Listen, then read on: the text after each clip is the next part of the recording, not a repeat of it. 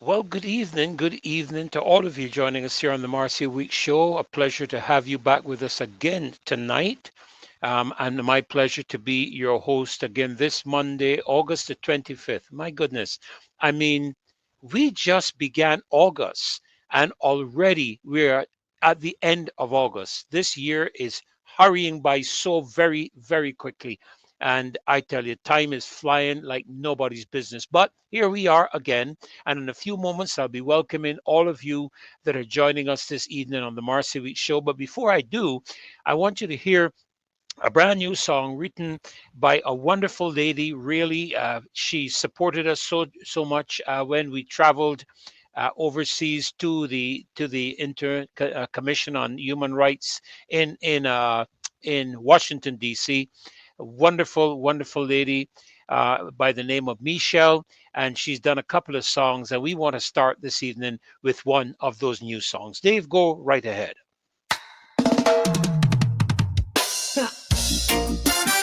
Na na na na na na.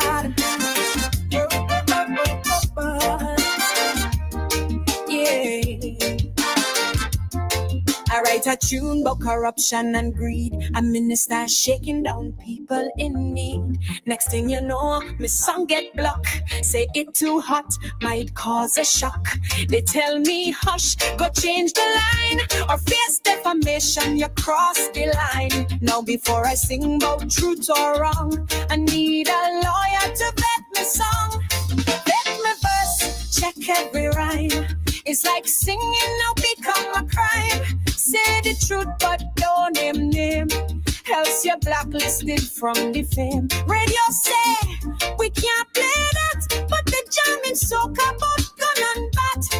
So who running the station show? Only the PM know. My partner sing one about tax and bribe. Next day he gone, cancel he tribe. They say it's slander and liable talk. Now the poor fella frightened to walk, but dance all blasting every night, singing about murder and gunfight. Yet Kaiso man must mind his tongue, like with a problem all along. Vet me verse, check every rhyme. It's like singing now become a crime. Say the truth but don't name. Else you're blacklisted from the fame. Radio say we can't play that, but the jamming soca about gun and bat. So who running the station show? Only the PM know. The culture roots lie in we voice to talk the things and make real noise. But now them say tone it, don't be sweet, while injustice dance in the people's street. The pen might tear down, so they say, but they want to dull it every day. Freedom of speech, more like a loan that they pull back once truth get known. They tell me no Calypsonians must learn. Before you sing, go get legal concern.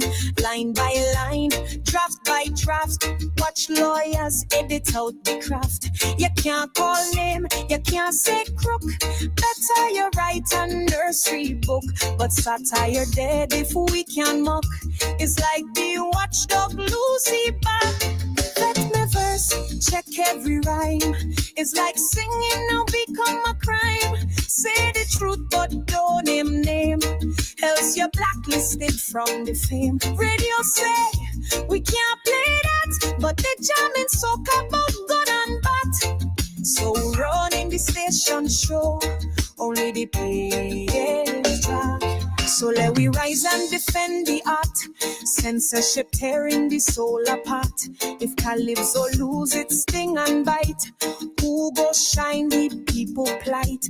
Not every song is meant for fet. Some just wake you up when things get wet. So I go sing low till my breath done. Cause truth in rhythm can't be outrun. Let my verse, check every rhyme. It's like singing now become a crime. Say the truth but don't name. Else you're blacklisted from the fame. Radio say we can't play that, but the jamming soca but gun and bat. So who running the station show? Only the PM know.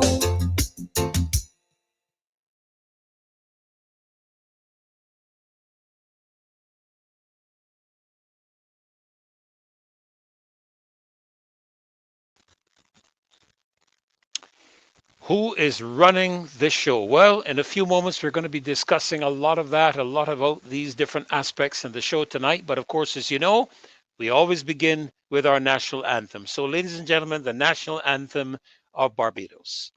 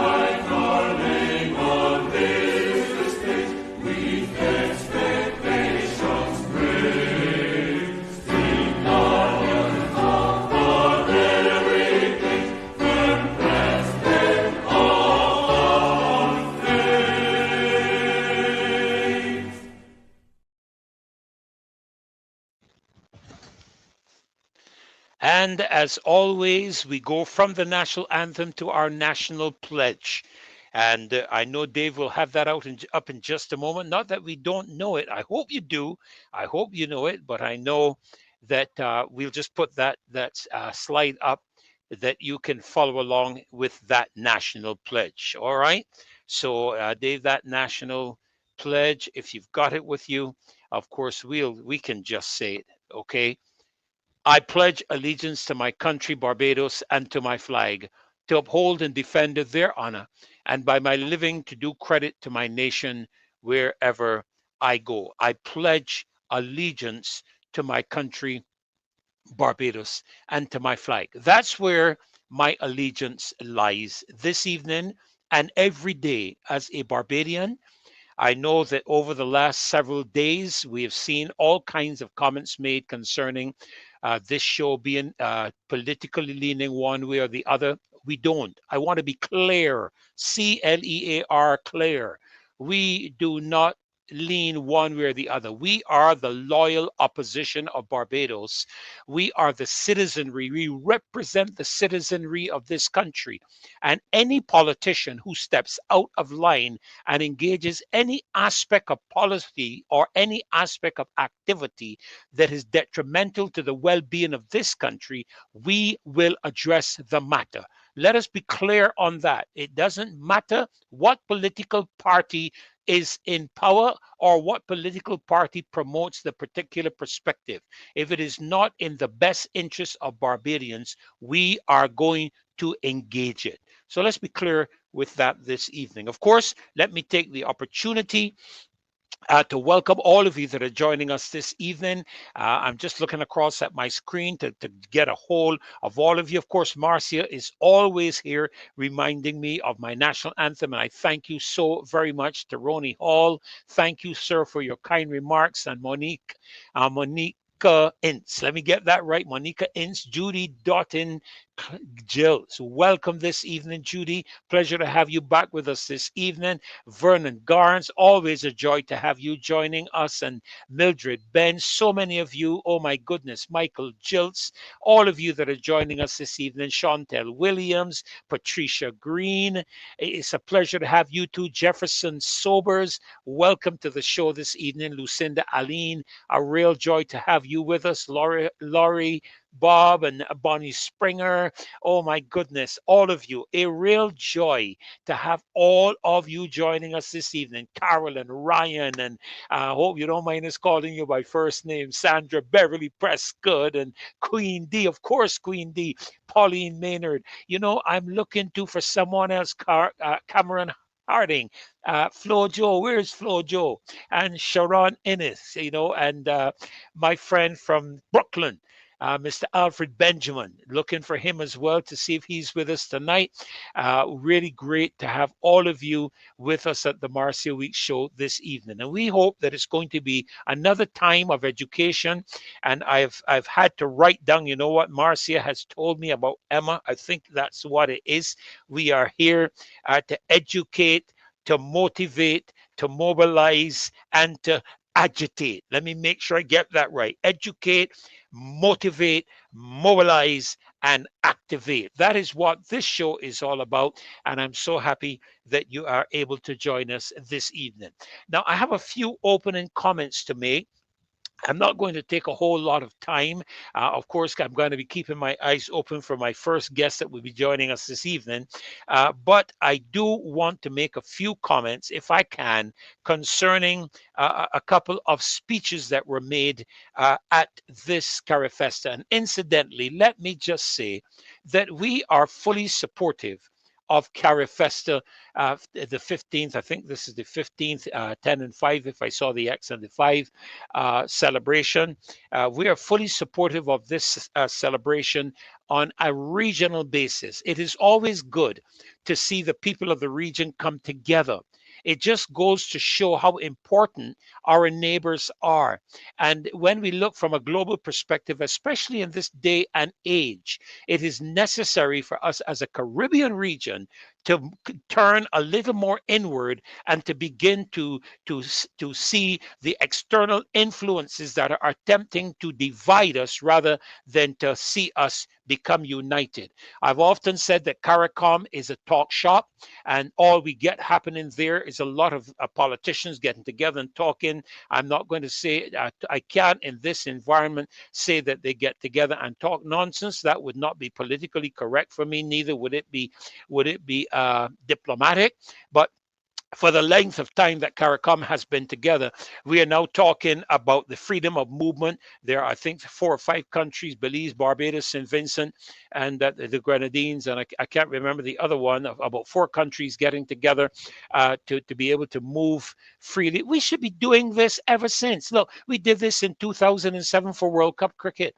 So that showed us that it was possible. Why do I have to go to an accreditation council to leave here and go to St. Vincent or work in St. Vincent? You don't hear people leaving Florida to go to accreditation council to go and work in North Carolina or South Carolina. And we need to get to that position where CARICOM is a gathering together of our Caribbean countries as a unified entity, not just in terms of a name and the meeting of leaders of government, but the people. And we as the people have shown the leaders of government that we are able to come together. We have Guyanese and Barbados working here. We have Barbadians in Guyana, Vincentians here working. We have had a Bahamian bishop of the Anglican Church. We have demonstrated as people, we have no problem being able to integrate and come together. Why is it so difficult for our leaders to be able to practically engage that process as it relates to us coming together? So it's so important, so important. And that's why we are so supportive of Carifesta, because it's bringing all the people together from Guyana, Jamaica, Bahamas. I understand Cayman is here too, if I'm correct. St. Lucia, Jamaica, Grenada, St. Vincent, St. Kitts, Nevis, Anguilla. It's so good to have all of us. I think Dominica is here as well, and other countries in the Caribbean. It's a joy to have us come together. And I want us to support that because it's a demonstration of a unification of the Caribbean nations. So we are fully supportive of that. Just want to let you know that from the aspect of this show, we support the Carifesta engagement. Now, we've had some seriously difficult logistical starts to the process, but my understanding is that things have begun to settle down and things are moving a lot better now. Things are a lot more settled, which in my view should never have happened, should never have happened. However, it has, and we have been able to engage the process of settling things down and moving ahead with the experience. So let's support this Carifesta celebration. Having said that, I paid some attention to a panel discussion that was held during Carifesta, and the title of that discussion was "Big Talk, Big Conversation," and there were there were four panelists involved in that big talk, big conversation. One was the Prime Minister of St. Vincent, Mr. Ralph Gonzalez. One was a lady by the name of Juma Suma. One was Sir Hilary Beckles, and the other was our Prime Minister, Mia Amor Motley. We had four persons on the panel, and I listened, I felt carefully to what was being said in regards to this whole matter of the whole civilization of the Caribbean, the coming together, the Caribbean, we heard persons express concern about the recolonization of the Caribbean and all this kind of stuff. And I made a couple of notes, just a couple of areas, because, you know, one of the things that we as ministers of the gospel, preachers, reverends, whatever you want to call yourself, one of the things that we've been accused of quite often, and many people who go to church have been accused of quite often, is that we say one thing and do another, better known as a hypocrite. And I listened carefully to the presentations and the questions that were asked, the perspectives that were asked of all the persons concerned. And I made one or two notes. And I want to follow a couple of those notes this evening and make a couple of comments to them. The first one I want to make comment of was a statement made by Sir Hilary Beckles. And in that statement, and I want to read it because I don't want anybody to think I'm going to take anybody out of context, okay, or say something that they did not say. In his presentation, he made a comment concerning the struggles of Michael Manley in terms of dealing with these aspects of Caribbean unity and so on. And I am quoting from the goodly gentleman. And I took umbrage of it because I felt that it was a disingenuous statement to make at the time, and within the context of what was happening here in Barbados. Because when you talk about leadership and people, there is a total difference between the leadership of Caribbean countries and the people of Caribbean countries. And the people need to understand this. People need to understand this. The goodly Sir Hilary made this comment, and he said something about and I'm quoting, "That's the struggle that Michael Manley had driven for many years ago. But somehow they were able to drive Prime Minister Manley out of office. They will not drive Mia Motley out of office because she has the goodwill of the entire Caribbean." Stick a pin. When he made that statement, I turned to someone and I said, there's a big difference between being welcomed by the leaders of the Caribbean and being welcomed by the people. Because I don't think people in Guyana are very connected to our Prime Minister, nor the people in Dominica. I have heard things concerning St. Lucia. I am not here to cast aspirations on her in any way, shape, or form, character or otherwise. But one thing is very sure. There's a big difference between the goodwill of the entire Caribbean leadership and the goodwill of the entire Caribbean people. There's a big difference. And leaders of the Caribbean don't seem to understand that the people are not happy with the leadership in the Caribbean. It's not just you go to St. Vincent and ask them if they're happy with the leadership of Ralph Gonzalez. We have just seen the people in Trinidad express a clear fact that they were not happy with the leadership in Trinidad and Tobago.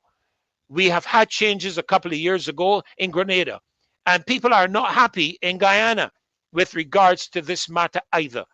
And so it is important for us to understand the significant difference between the people and the leadership. What I found interesting is that Madam Juma Suma, and I must say, there was one comment that she made that caught my attention at the very beginning of her presentation. And I'm not going to go all through what she was asked to address, but she made a comment and she said, and I quote, "I would like to address the question that was put to her in a very roundabout way because I believe that Caribbean civilization starts with the people."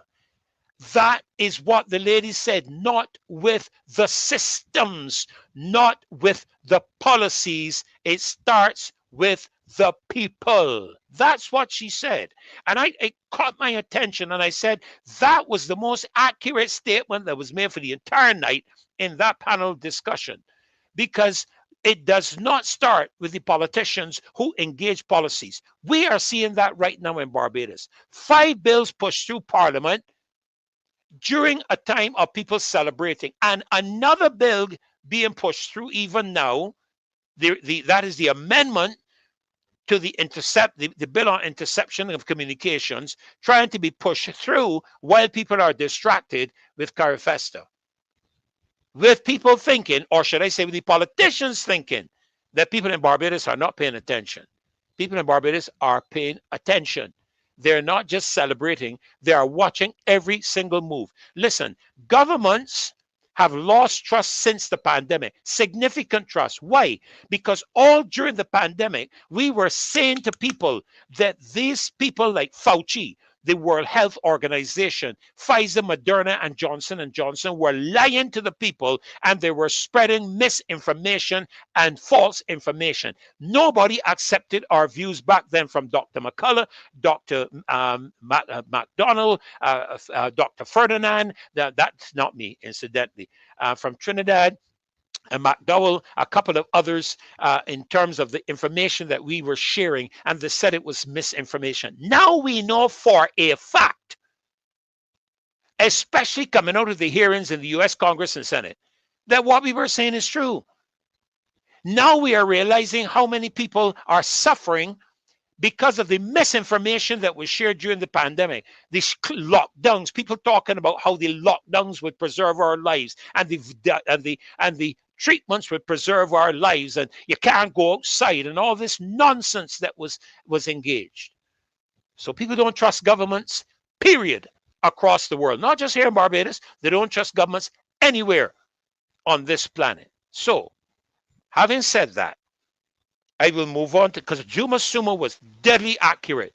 The reality of the matter is that the whole question of Caribbean civilization starts with the people. And here in Barbados, we have legislation that is targeting the people and the freedoms of the people. A Police Amendment Act that wants to criminalize a normal citizen. And I engaged several people today on this matter. This whole aspect of, if you saw a police officer being engaged and so on, what would you do? Would you? And they told me straight, I'm not getting involved, because those people can go after my family, my children, my grandchildren. I'm not getting involved. And what happens if I get hurt? What happens if I get shot and killed? Who looks after my family? These are very serious questions. But let me move quickly, because my time is flying by so fast. Then there was another comment that caught my attention. And that comment came from our prime minister. Now, our prime minister is known, and listen, folk, you have, my mother always used to say to me, give Jack his jacket. And I try to do that wherever I can. And I've always, and I'm going to say this, and I know some of you may not agree with me and may not even like me for saying it, but I have always admired the prime minister with her ability to speak. She is a convincing speaker. You cannot take that away from the lady. Okay, she knows how to say the right things in the right way at the right time. She is good in her presentations. I guess if you were to sit and analyze every speech, you could find a number of things wrong with them. And I guess you could. But really, we have to pay attention to what is being said. All right? And here's the thing. This is a comment that was made by our prime minister, and it caught my attention. And it caught my attention because of what is going on in Barbados right now. She made this comment, and I quote. She said, the reality is that at a recent at the heads of government meeting, I call for us to start to take control over how information is generated and how it is disseminated, and that the day that we don't control the technology that allows that to happen is the day we become subject to the wills of other people. So that you have a smart city, you have smart grids, you have all of these smart things that can become ignorant with the turning of a switch and one man owning. And she went on. I hope you heard what she says. She put it to the leaders of government that the time has come for us to take control. And you see, that is what this is all about. And I've said it before, I'll say it again. Across the world, governments are about taking control. Control of the food supply, control of the water supply, control of you economically in terms of your finances. That is one of the reasons that the central bank digital currency is being articulated and being put forward. If you doubt me, do your research. The World Economic Forum issued a warning on the Trident ID cards and on the central bank digital currency, indicating that they can be used for abuse, they can be used for persecution. All of these are matters that the World Economic Forum, who, mind you, is one of the major promoters of these processes. And fortunately, whether people like it or not, like them or not, the United States government has rejected two things: the central bank digital currency and the World Health Organization taking over the sovereignty of their country in the event of another global pandemic. Where do we sit?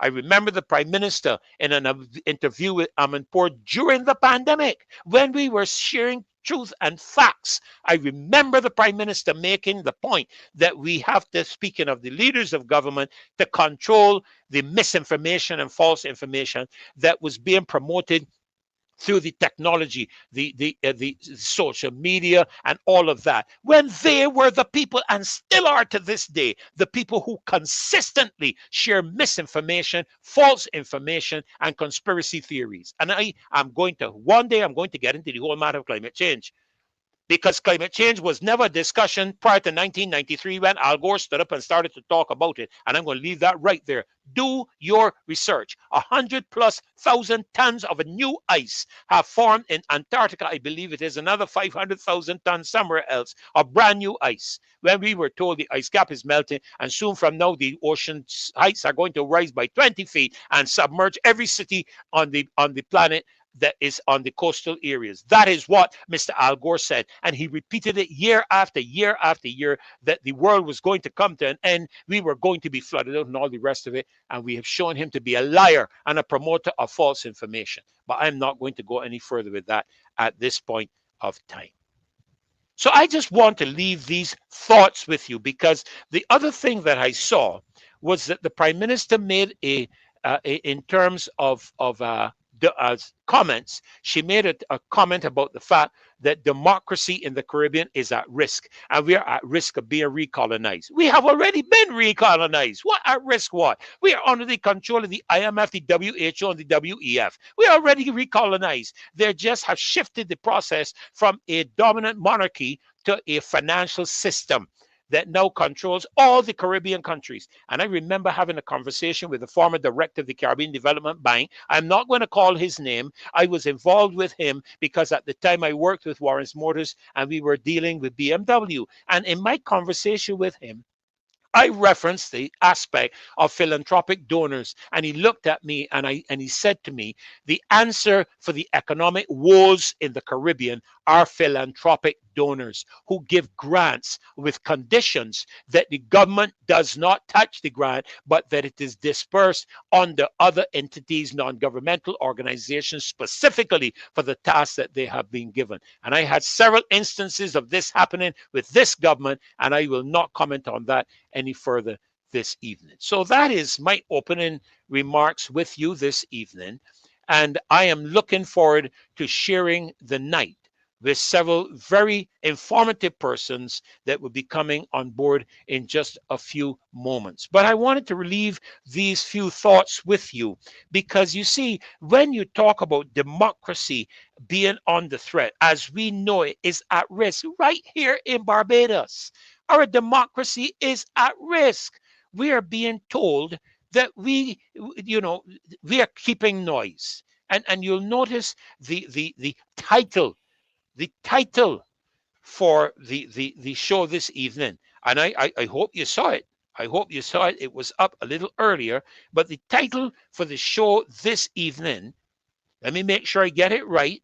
I want to make sure I get it correct. The title for the show this evening. Let me pull it up because I don't want to quote it incorrectly. Has to do with the matter of keeping noise. And we are going to be keeping some noise on September the 6th, I believe, when we have the next march. We are having another march on September the 6th. That's the date that we have been given.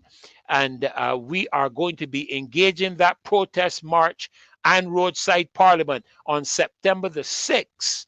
I want you to hear clearly. We are not going to stop keeping noise. I make noise. Loyal opposition, we bring the noise. I don't even have my noisemakers here this evening. I had them because I had, remember them old things that we showed yesterday? We went down memory lane last night with Marcia, and it was quite the thing. She had a real challenge trying to get the show back on track. So I'm not going on that road tonight. But the roadside parliament is up on the screen, Saturday, September the 6th. We going to make noise. We going to make noise. I sometimes have to struggle with Beijing, because my mother taught me to speak Her Majesty's English, and I try my best to speak Her Majesty's English. I guess I would have to say, I am going to make noise. Loyal opposition, we bring the noise. We bring the power. But in Beijing, look, man, I'm going to make noise. Loyal opposition, we don't make noise. We're going to bring the power. That is September the 6th. If this is noise, then we're going to make more noise. I found it very disingenuous, the leader of government business in the Senate talking about some small group of people, you can't always satisfy, everybody, and it's this small group. Listen, let me tell you something. The leader, the Captain Titanic, thought the iceberg was a small thing too. Remember that? He thought it wasn't a big deal. Man, the Titanic can take care of that. Not a big deal. We can take care of that. And you know the history of the Titanic. And I will tell you, I have traveled the length and breadth of this country from St. Michael to St. Lucie, from St. James to St. Andrew. And the sentiments are the same. People are not satisfied with this administration. They're not satisfied. And let me say, I was pleased to see, as we are on this show, and I want to make this very clear, we are pleased to see the opposition, Democratic Labour Party, settle their matters and engage in a democratic process in their elections. Now, everybody may not like the outcome of the elections, and that is the reality of life. I don't know an election we've had in Barbados where everybody was satisfied with the election. You win some, you lose some, and you get on with the people's business. That is how it is. As long as it is the people's business and not the party's business, because right now it would appear to me all we are dealing with is the party's business. I keep saying to people that, in my view, pardon my little knowledge, I don't believe in no apolitical position. I do not engage partisanship. I engage politics because politics engages policies, policies that will affect the well being and the livelihoods of people in this country. I am not interested any longer in the matters of partisanship. If I feel to run for the DLP, I will make myself available. And if they are satisfied, I will run for them. If I want to, I'll tell you who I'm not running for, and that is for the current administration, not under this leadership. If I run, it probably would be to take over the leadership of this party. That's the only running I can do in this current party. If it's for somebody else, the APP or something, if I am asked and I feel led of the Spirit of God to engage something that would be, would be thing, I would be happy with that. Okay, but that's my position. So please, we are happy to see things settling down where we can move forward with the opposition parties. However, the outcome of the elections in the next year election is the important factor is to get this administration out of office. That ought to be the focus of all of the opposition parties, and they should be looking at how they can synergize the matter in order to do that for the best interests of Barbados. But we got one more song to share with you, which is going to be the March song. And Dave is going to pull that up for me right away so that I can share that with you. In a few moments, I'm also... Bring a spoon. Pot covered in the air. Let the leaders hear. If this is noise, then we join make noise tonight. If this is noise, then make more noise. Noise is power, the people voice. Hey, bring your drum, your whistle, your gun shell clear. Back over spoon, let them all hear. If this is noise, then make more noise. Noise is power, the mass. Bring your drum, your whistle, your gun shell clear. Back over spoon, let them all hear.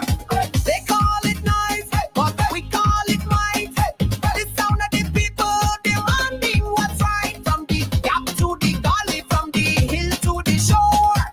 Noise is resistance, we want more.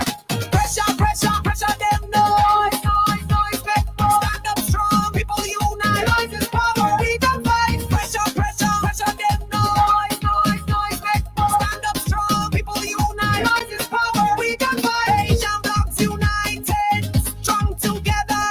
Marching in sun, marching in bad weather. We love Barbados, so we resist. Noise is the weapon they can't dismiss. If this is noise, then make more noise. Noise is poetry wise. Bring your drum, your whistle, your conch shell clear. Back over spoon, let them all hear. If this is noise, then make more noise. Noise is poetry wise. Bring your drum, your whistle, your conch shell clear. Back over spoon, let them all hear. Drum in your hand, whistle in your teeth. Conch shell blow, feel the pressure beat. Back over glass spoon, strike the sky. Noise is the language, freedom reply. Noise, noise, noise. Beat them pot, beat them pot. Noise, noise, noise. Still can't stop the people lot.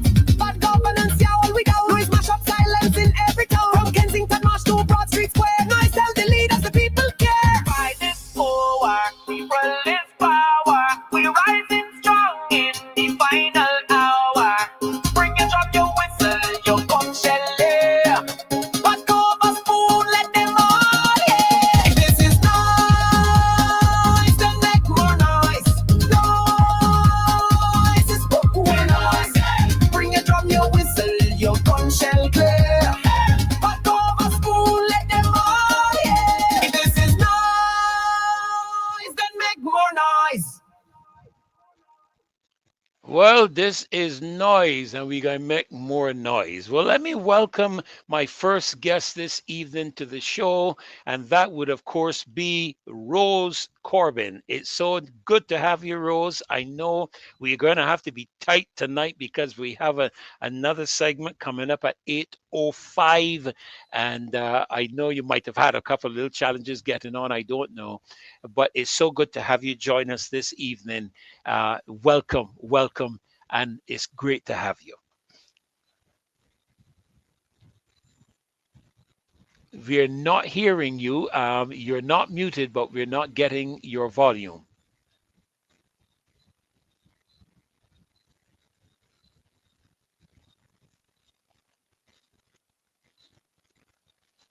Yeah, we're still not hearing you. Still not hearing you. You want to go out and come back in again, and let's try that because we'll need to hear. Okay, she might be having a bit of a technical challenge there, but while she is doing that, I just want to read some information that has come to me. The Marcia Week's news item, and this relates to the recently concluded the Democratic Labour Party annual conference of 2025. While we're waiting for Rose to go out and come back, as soon as she comes back, I'll stick a pin wherever I am in reading this and I'll continue it later on in the show. The Democratic Labour Party held its annual conference over the weekend, electing new officers and signaling a fresh chapter for the party.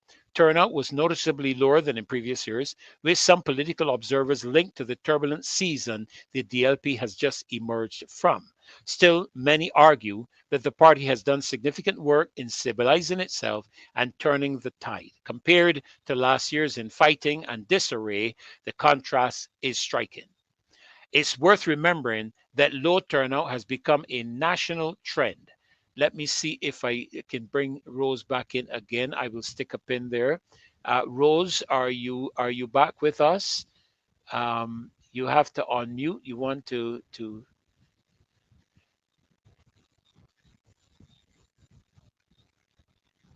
can you unmute? Let me see if I can hear you.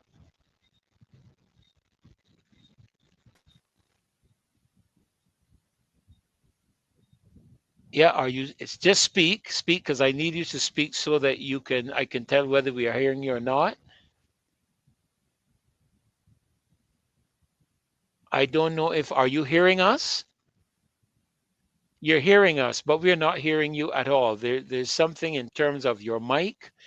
Um, so my suggestion is don't just go off, but to completely go out and try coming back in again and see if the system. Wait a minute, I heard something just now. I heard something. Try that Hello? again. Yes, yes. We can hear you now. S- s- Yes, please. Yes. Is it Okay, better? we have you. Yeah, we not only better, we can actually hear you. And you can see me too. I can see you as well. Well, unfortunately, due to the technical issues you had, and we have had, you only have about 15 minutes. So I'm going to shut up and get out of your way so that you can have the full 15 minutes. I will come back to what I was reading. But it's a pleasure to have you this evening. A pleasure, mate. Quickly say good evening to all loyal sons and daughters, all firm craftsmen of her faith. And I quickly like Reverend Ferdie to continue a conversation that started. It's quite focused on Carifesta. Now, I must say that I look forward to Carifesta and anything that promotes um, the kind of unity amongst our Caribbean folk. And therefore, Carifesta, I went to my first Carifesta as a young wife in 1981. It was, if we look at the years from its inception when and on the occasions Barbados hosted. The first was in Guyana, 1972, Correct. started by the late Fort For Burnham, Vernon. the Prime Minister, who wanted to have an expression of vehicle, an avenue for the expression of the creatives in Guyana. and bringing together Caribbean persons also. So that was in 1992. Barbados then hosted the second 9 years later in 81. 1981. I attended that. I remember going to Culloden Farm, where near where the new National Insurance Building is. And they had a tent set up there. We had a wonderful time. Then Barbados hosted the next one in 2017 when the Minister of Culture, Mr. Stephen Lashley, um, led it. And then now in August 2025. Now, Pastor Ferdy, there's some consternation about have we bitten off more than we we could chew, and is it choking us? I would not in any way be a voice against Barbados's attempt to host um, Carifesta, but we are people of excellence. And what I am hearing and what I saw yesterday morning, I went to the second half of the gospel um, event just to hear my Jonathan Butler. Do forgive me, Pastor Ferdy. You That's are okay. one of my favorite male soloists, but Jonathan Butler is my most favoritist for years, decades now. And I went to hear my Jonathan Butler, got some hugs from him and some photo shoot, and he was very generous with his conversational time. So, but yesterday when I went, I was concerned of about the state of unreadiness. It was not at all ready. Yesterday, the seat should have been in place. Yes, there were. All I should have seen would have been janitors and workers sweeping the floor, mopping, wiping off the seats. But there was a scurry of activity to get things ready, and the opening was on the Friday. No one is telling me this. I saw it at the village. The opening was on, was it Friday evening or Saturday evening? Friday evening. Friday evening. And don't tell me that by Sunday morning you were still doing, you see people, workers. I saw the minister responsible for culture, you know, meeting at that early time in morning. Yes, that is required, but obviously trying to pull things together. It was a state of untidiness. When I say untidiness, I'm not talking about untidiness in that way, but I'm thinking about untidiness and trying to do things and make it give a semblance of order. Now, I am wondering, Pastor Purdy, if you could you read that article quickly? And I wanted to find out for myself and for the ourselves here, how is Carifesta uh, hosted? How does the country get to host? Could you read that quickly for me? It isn't too long. I certainly can. And I just want to make sure that you're hearing me. Yes, please. And Okay, this great. comes from the CARICOM website. So please read it for us. A country is chosen to host Carifesta through a process involving CARICOM leadership and a formal agreement. Prospective host nations must be members of CARICOM and be able to demonstrate the financial and logistical capacity to stage the event. The selection process. Number one, expression of interest. A CARICOM member state, based on a rotation system, can express interest in hosting the festival. Number two, strategic review. CARICOM institutions, including the Council for Human and Social Development and the Conference of Heads of Government, conduct a strategic review of the prospective host's capabilities. Number three, heads of government approval. The final decision is made by consensus among CARICOM heads of government who are responsible for the overall mandate of Carifesta. Number four, host country agreement. Once approved, the host country's government and the CARICOM Secretariat formally sign a host country agreement. This legally binds the host to organizing and funding the festival in partnership with CARICOM. How Barbados came to host Carifesta 15, a CARICOM mandate. The Caribbean Festival of Arts, Carifesta, is a mandate of the CARICOM heads of government established to celebrate the arts and foster Caribbean unity. Rotating host nation. The responsibility for hosting Carifesta is shared between the Caribbean community, CARICOM, its secretariat, and the host country, with the event held every 2 years in a different member state. Announcement of the host.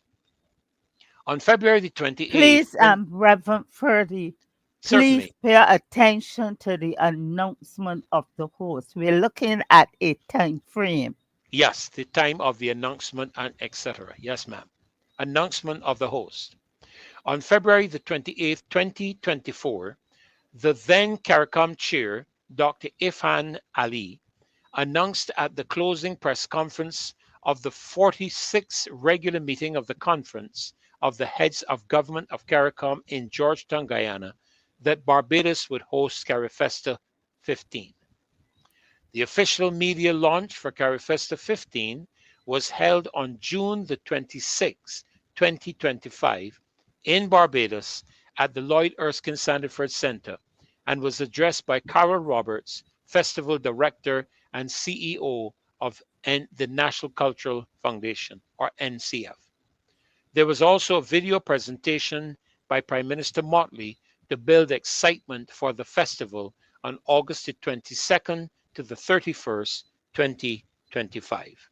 Let's stop there.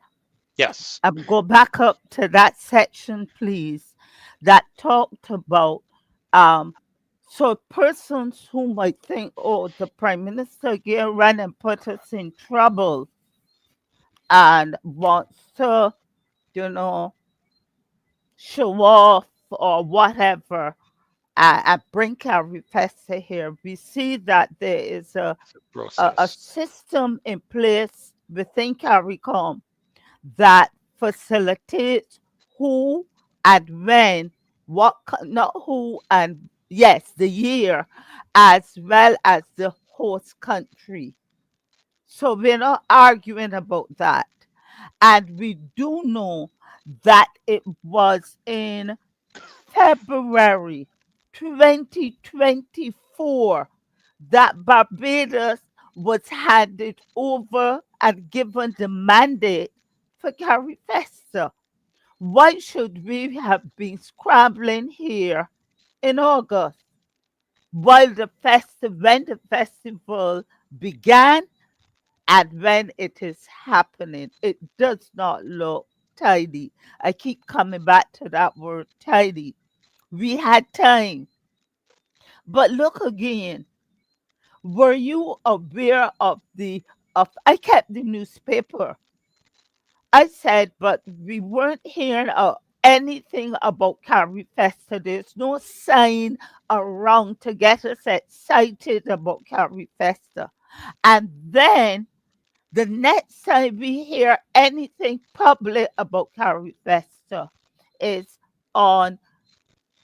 in the press on the 27th of June that the festival is happening.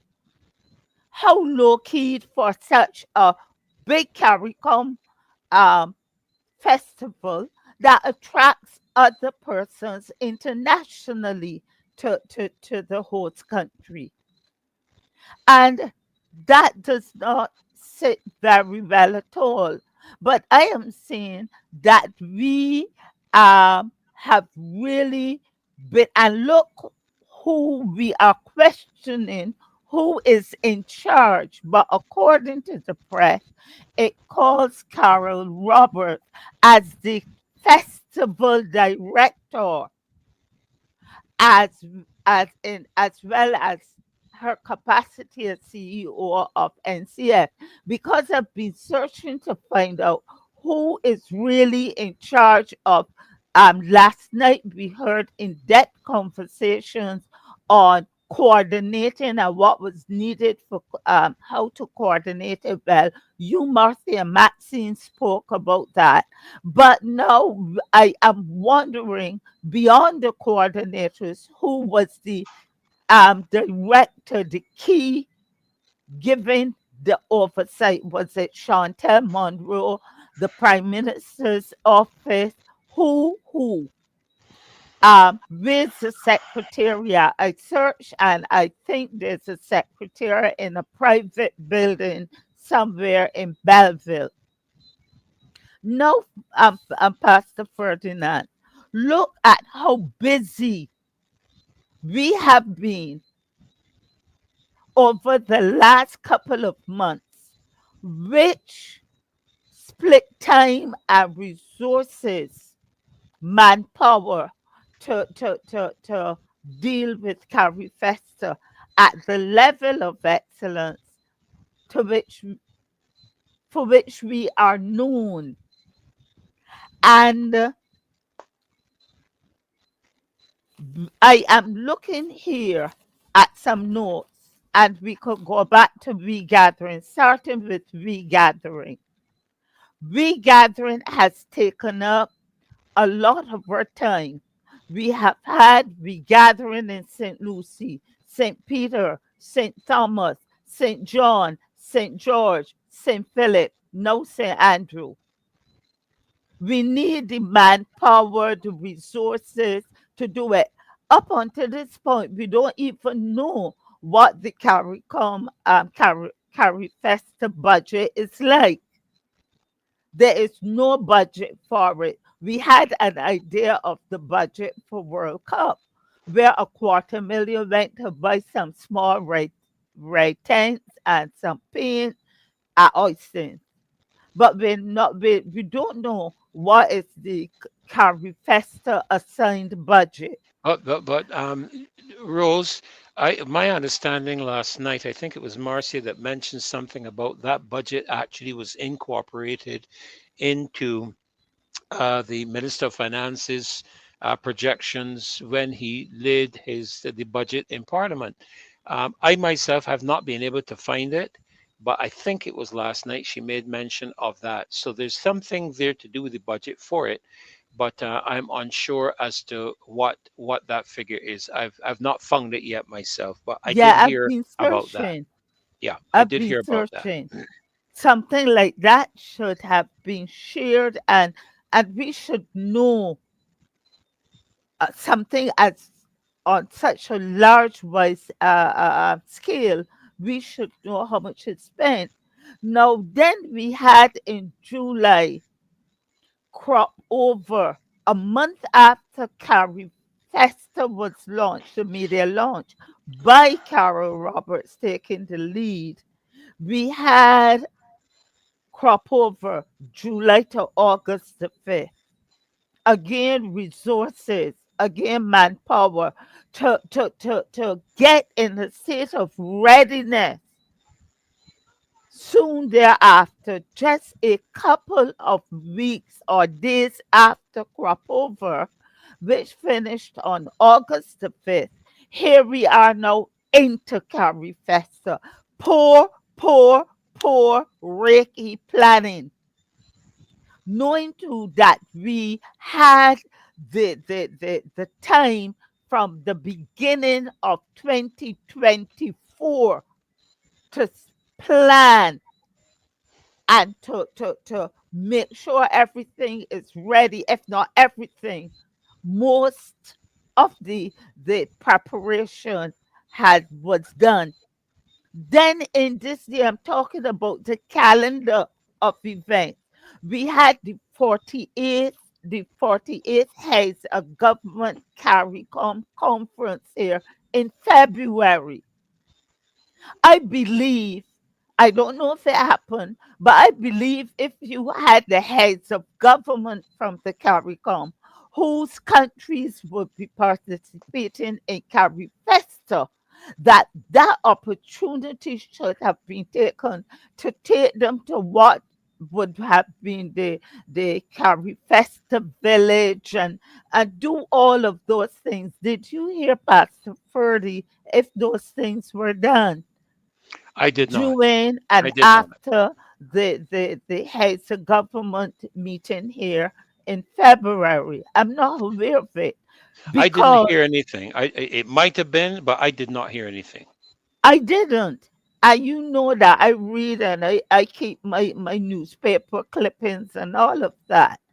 And on the heels of that, in June, then we had that press media launch about Carrie Fester. But in between there, we had the by-election. I put this on the national calendar of events. We had that by-election in St. James North on the 21st of May 2025, but we saw the hype and we saw the resources that went into that by election. It was like a mini general election. And again, resources, manpower, um, efforts were directed from various sources, I believe, to promote that by election, another national calendar of events. Then we had the big BLP fed down East Coast Road with all the reggae artists and whoever.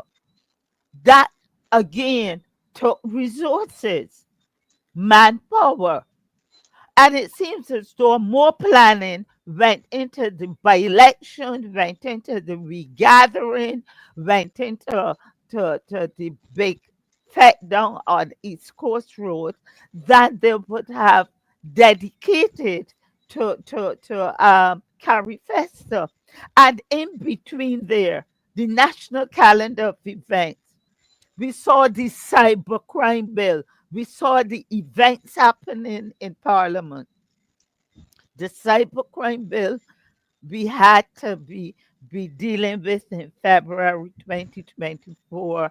All the matters like the tint, all the matters like the recent interception of communication bill. All of these things have been coinciding, and now Barbados is on the big stage, regional and international. We are getting last minute mopping up, last minute getting things right. Let me give you one quick example before I go. And I know that I'm not about finding fault. I want excellence. We have the resources here. I want, however, to know that the monies are deployed. If you go, what will happen to that Carifesta village? Will it become and remain a site for cultural activity? We have over in the botanical gardens the Richard Stout Amphitheater where they're having activities. But what will happen? What will happen to that site that they scramble To to put together. excavate Yep. and put Yep. up so quickly? Will that But be it, money lost? Will the tents be taken down?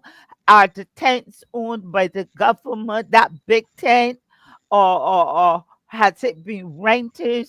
What will happen in that case? And right, these right. are things I want These are excellence. I questions. want These when are people questions to leave be answered. Barbados.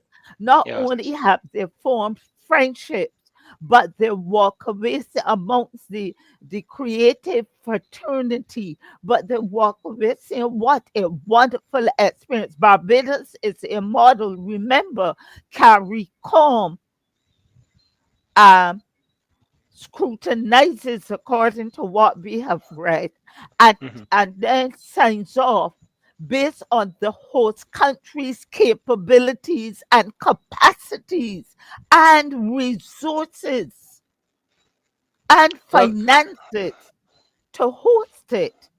mhm. And Well, so Barbados would have been ready for it when it was handed over the beginning of 2024. What went wrong?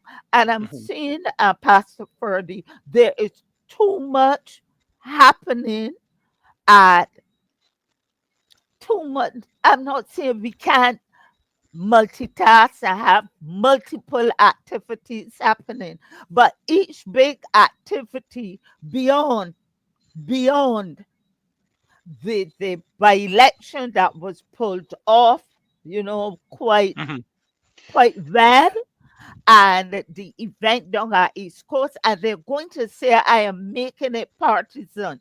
But I am looking at models that came off without a hitch, and then what we would have experienced here at Cropover Well, and now Marks, at Carifesta.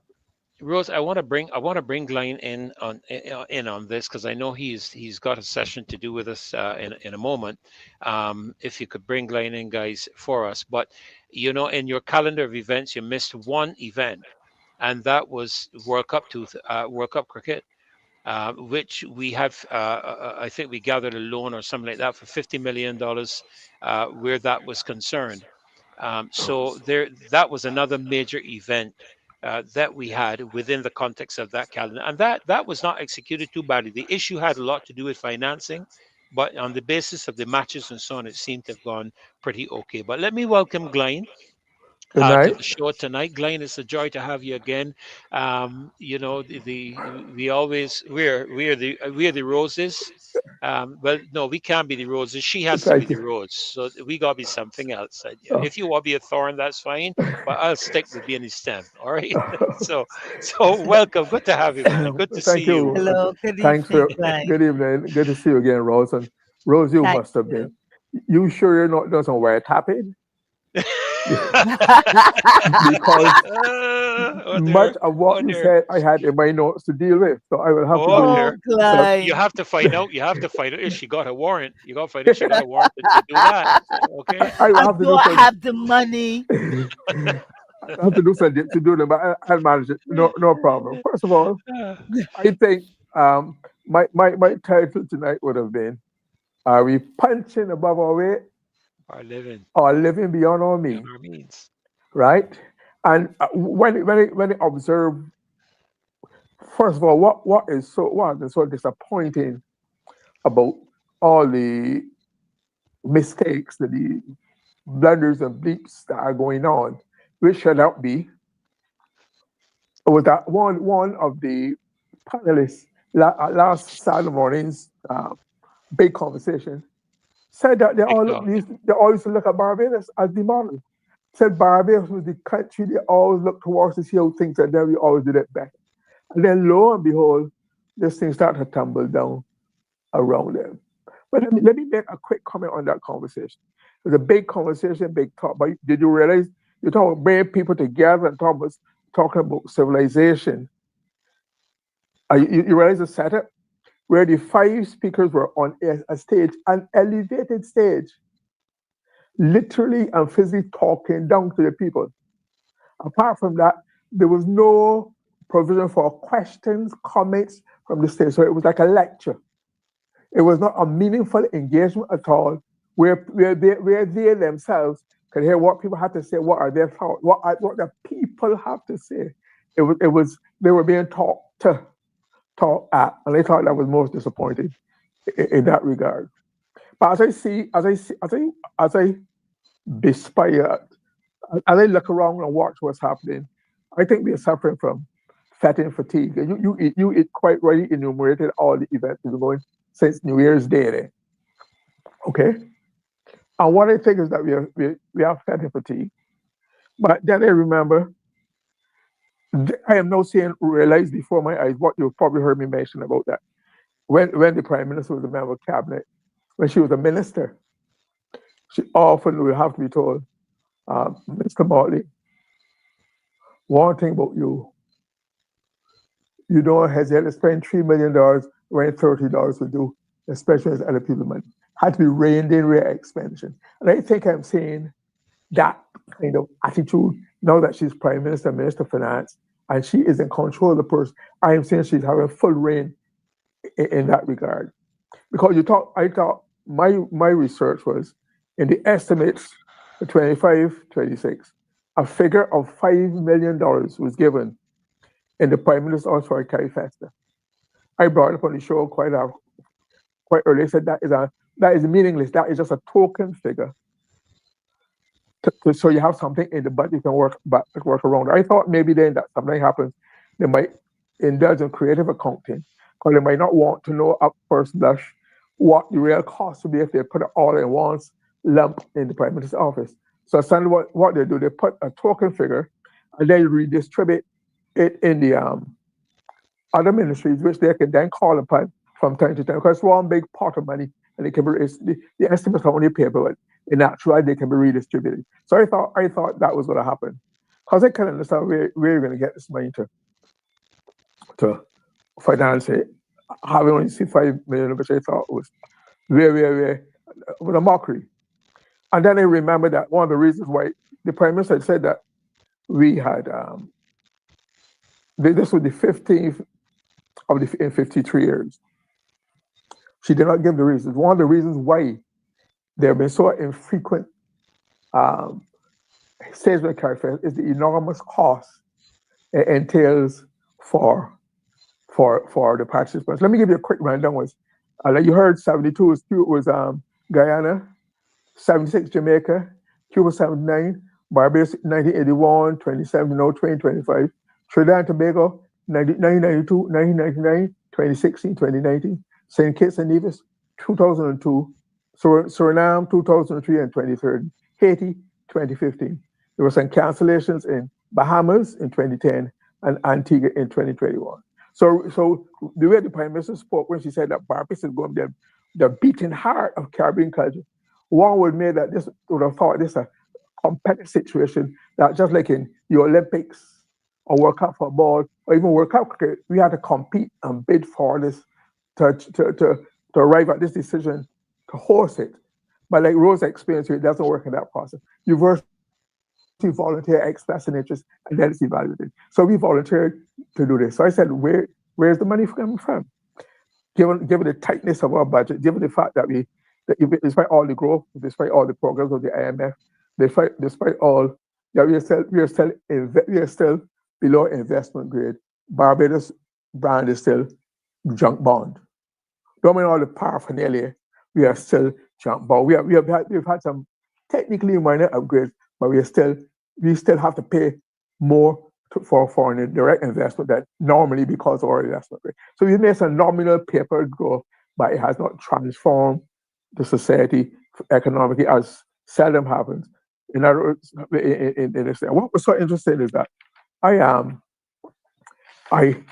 after it was puzzled where the money was coming from, I said I was concerned. Then I remember I saw a note. Let me get my notes here, where the person of no less than the people, the very friendly Simbai made some comments about Barbados and Jamaica that caught my attention as to where this money could be coming from.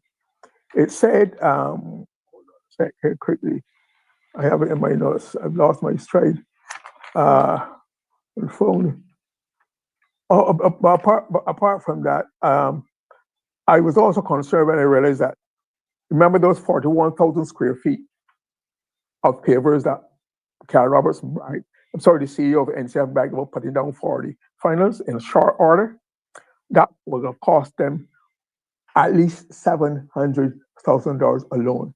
So when I saw that figure, I know $5 million was a mockery to mislead you so you won't get carried away with it. That was alone. I understand also that for the grand concert, or the grand Calypso concert, Marshall Montano was paid $1 million Barbados dollars. So if you add that, and then all the other acts that were brought in, invited in, they have to be paid for or less than Paul Burning Wow. Flame, Wow. right? So I mean, you do get some nominal assistance, I can understand from CARICOM, but basically, the country decides what it wants to offer and must be prepared to finance it, right? So that had me a little concerned. But Um, I am hearing, Glyne, that I'm hearing out there on the streets, it's alleged that there's a cost overrun already of about $4 million. I would know that. I would know that. Imagine it's not only the equipment. It's you have to feed people. You have to Yeah, transport them. Your local staff. So they're across that head. facilitate them, house them. Of course.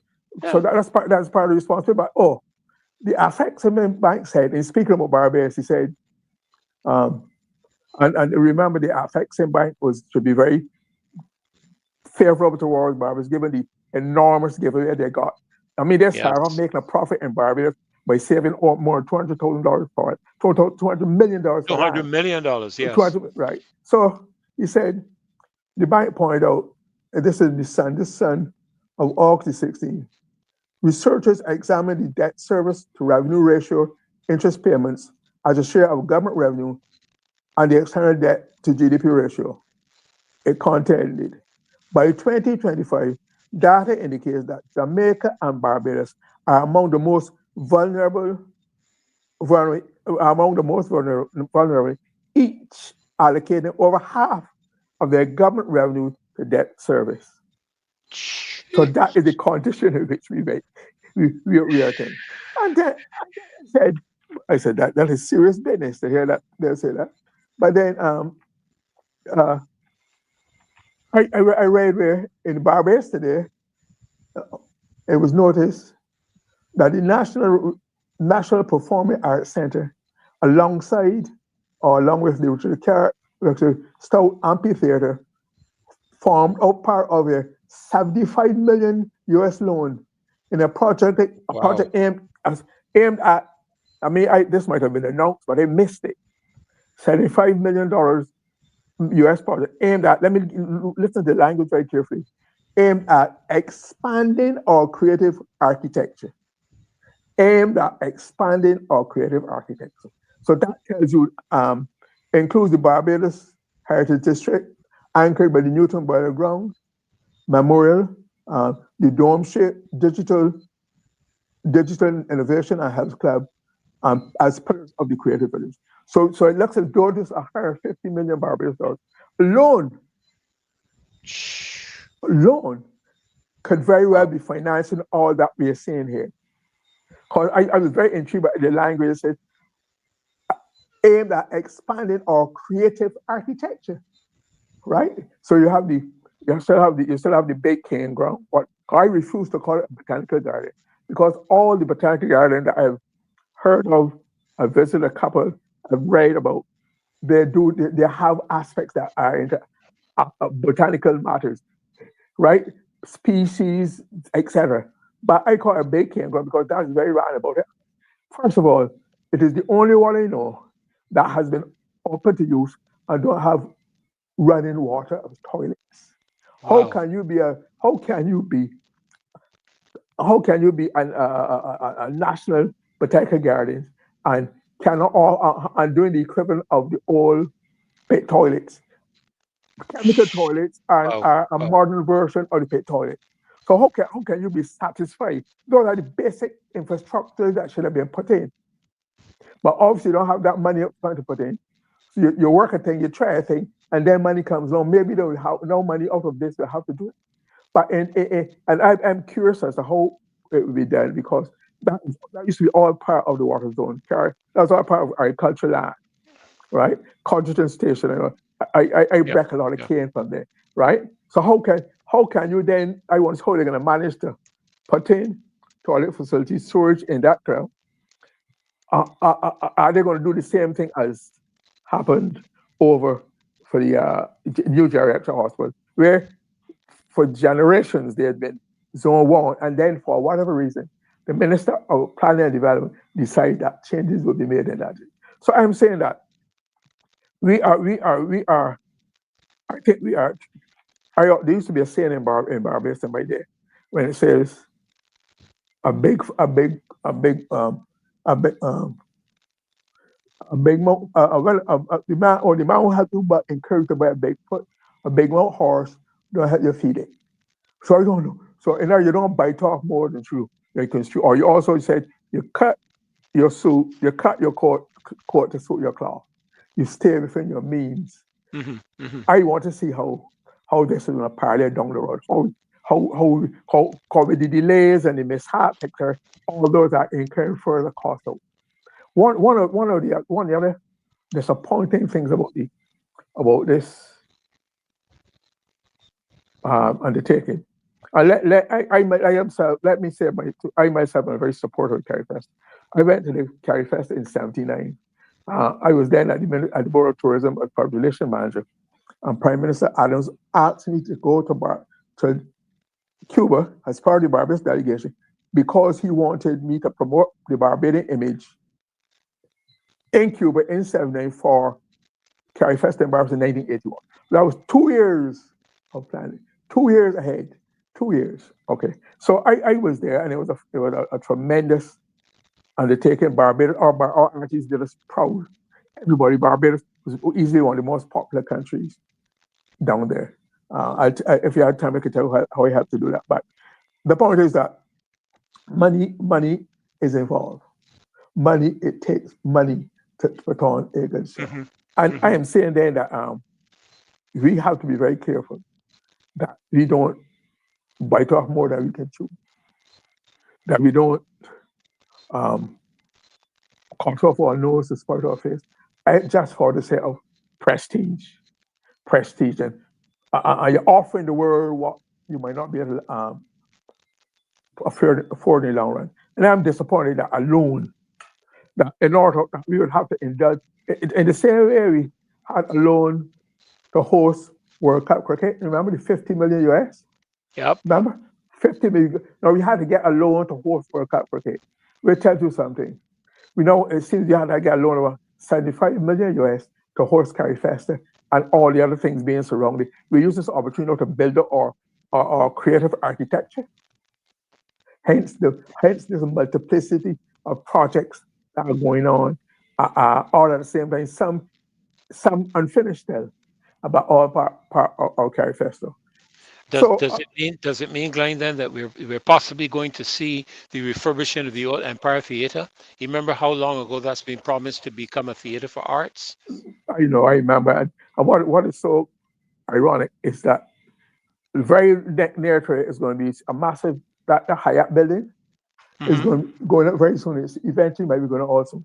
And the man who's behind the Hyatt, Mark Maloney, was also the man to refurbish the Empire Theatre. The last thing I read and heard was that it was going to be refurbished, and then I thought it was a very interesting. It stuck in my. It's going to have a boutique brewery. A boutique brewery will be housed in the Empire Theatre. I remember that like yesterday, which did not make sense to me. But since then, since Hyatt, we have not heard any more about the refurbishment of the Empire Theatre. So you would have a brand new spanking Hyatt and then looking down it would be the ruins and the degradation of a much prolonged neglect of the Empire Theatre, where promises were made and have not been kept. So so I said, like we said, one of the reasons why I'm so what is disappointing me about the Barbados engagement in this thing, I'm talking about the artists, because like I said, there's no artist in Barbados that the government of Barbados will pay $1 million to perform. No. In fact, it is so bad that I'm told that when you have these big reggae shows and calypso shows, according to my report, very often to get Barbadian acts on the show, the NCF has to pay the promoter or pay the acts. So they're going, but they're being paid for paid for by the Barbados government. That is, they have so little regard. And Barbados for years, but when you had the big reggae festival, Barbados, the reason why Barbados is so popular is that you get the biggest paycheck in Barbados. The Barbados dollar is higher than the Jamaican dollar or the Trinidadian dollar. So therefore, they love to buy, and they get paid in US That's the at, thing. That's at the thing. astronomical rates which are not accorded Barbadians. But then when I look at the lineup of artists, you are seeing the same usual, as I call the most favorite artists, virtually the same names with a few additions, are again getting the work. The work is not being spread evenly among the artists. They have so many acts, but still you're seeing the select few featured in almost every major undertaking. And it means that while everybody will have to pay the bill, only a few people continue to benefit and to benefit from the undertaking and to make a living. I think that has to stop. That has to stop. But they tell me that things are so interesting in Barbados where the use of money and the artistic sector is concerned, is that some artists try to get $5 or $10 or $15,000 for a project, because you have to go through a long evaluation and fill out forms and be registered to NCF as a practicing artist, etc. Right? Some people get high, but some people get $20,000, $30,000, $40,000 and more, and don't produce a word or note an activity. Furthermore, I am told that the NCF, which is supposed to promote, which came into being after Carifesta 81, Prime Minister Adams set up NCF to be the agency responsible for the cultural development of Babb in a structured, organized way. All right, but I'm told that some of the money should go toward our sector's development, as is its legal mandate, has gone to help open a radio station. Are you Now, serious? how would the NCF justify investing any money? Set up a radio station cannot be a work of art, cannot be a creative undertaking. I am told so from good sources, because people are beginning now to give you more and more details as to the difficulties that some people get when they see other people who are not even in the mix, in the doing better than them have ever done. So we have a lot of questions. So we should after Carifesta, we should start asking questions and trying to bring the government To account. to explain some of these reports. So I like I said, I remember Carifesta 1979 in Cuba. We had escorts with Jack Lee and Shirley Stewart. We had Carolyn Leacock, the Mighty Gabby, the Draytons 2, Polka and the Stack Band. We had the school, the Hinesbury dancers, a group of school children. And we had a tuck band with Seaman on his flute. Then he was then learning. He hadn't quite mastered the saxophone, but they played spooge and tuck. I remember it well because when we got, I became because I had been associated with the entertainment fraternity for a long time, I became the virtual manager there, liaison officer, deal with difficulties, etc. Much sometimes the disappointment of the Cubans who stopped speaking to me for a week or so at one, because we had some differences. But there were some other groups. Now Carifesta is supposed to embrace all the countries washed by the Caribbean Sea. What littoral, Lattoral, washed by the Caribbean Sea. That's where you'll get Costa Rica, some people Central America, right? I see that's gone beyond that, but that is what I meant. So what was most intriguing is that some of those groups have similar instruments that we have in a tuck band, but they could not reproduce that tuck rhythm. They were fascinated. They tried hard, but they were intrigued as to how we could do it, and they can't get it. After a while, some of them by practicing, exposure, try to get it. So I'm saying, I think Carifesta in Cuba, that was the act. I have to be fair, that convinced me of how good Gabby was, other folks in it. As part of the opening ceremony, he went with just a box guitar, and this stadium had probably 20 or 30,000 people. And the man transfixed with he sang Bajan Fisherman, I think, Emerton, but he was masterful. The guitar take in sing. And Barbados really, because don't forget, we went to Cuba, you've heard me talk about this many times, against a backdrop, you would have heard this too growing up for you, where we say that Barbados had no culture. Because we do not do things that reproduce the European or the American culture, what we had was not considered worthy to be called culture, which is mad, because every group, every society has a culture. Your culture really is not, your culture is not external of you. You are a repository, an exhibition of your own. Your culture is your total way of life. So it's impossible person not to have a culture. But they did us proud. And then we came back after the success that we came back and built on that. And then we saw the takeoff where they became, I had fought for many years from 1963 when I joined the Africa as a reporter to try to give dignity and meaningfulness and respectability and acceptance to Barbadian culture, grassroots culture, mass culture. And it was so gratifying to see it manifested itself, not only in Cuba, but here, the Barbadians embraced it when they saw, when they read reports and seen pictures of what happened, and they had a totally different orientation. I remember we took a show then to United Nations Plaza. Then we went to, when I was at the tourist board, I took a group to where the City Music Hall, Still Walkers, Wow. I mean, so it really took, so I'm saying then that we have nothing to be ashamed of. And we should not, while we have been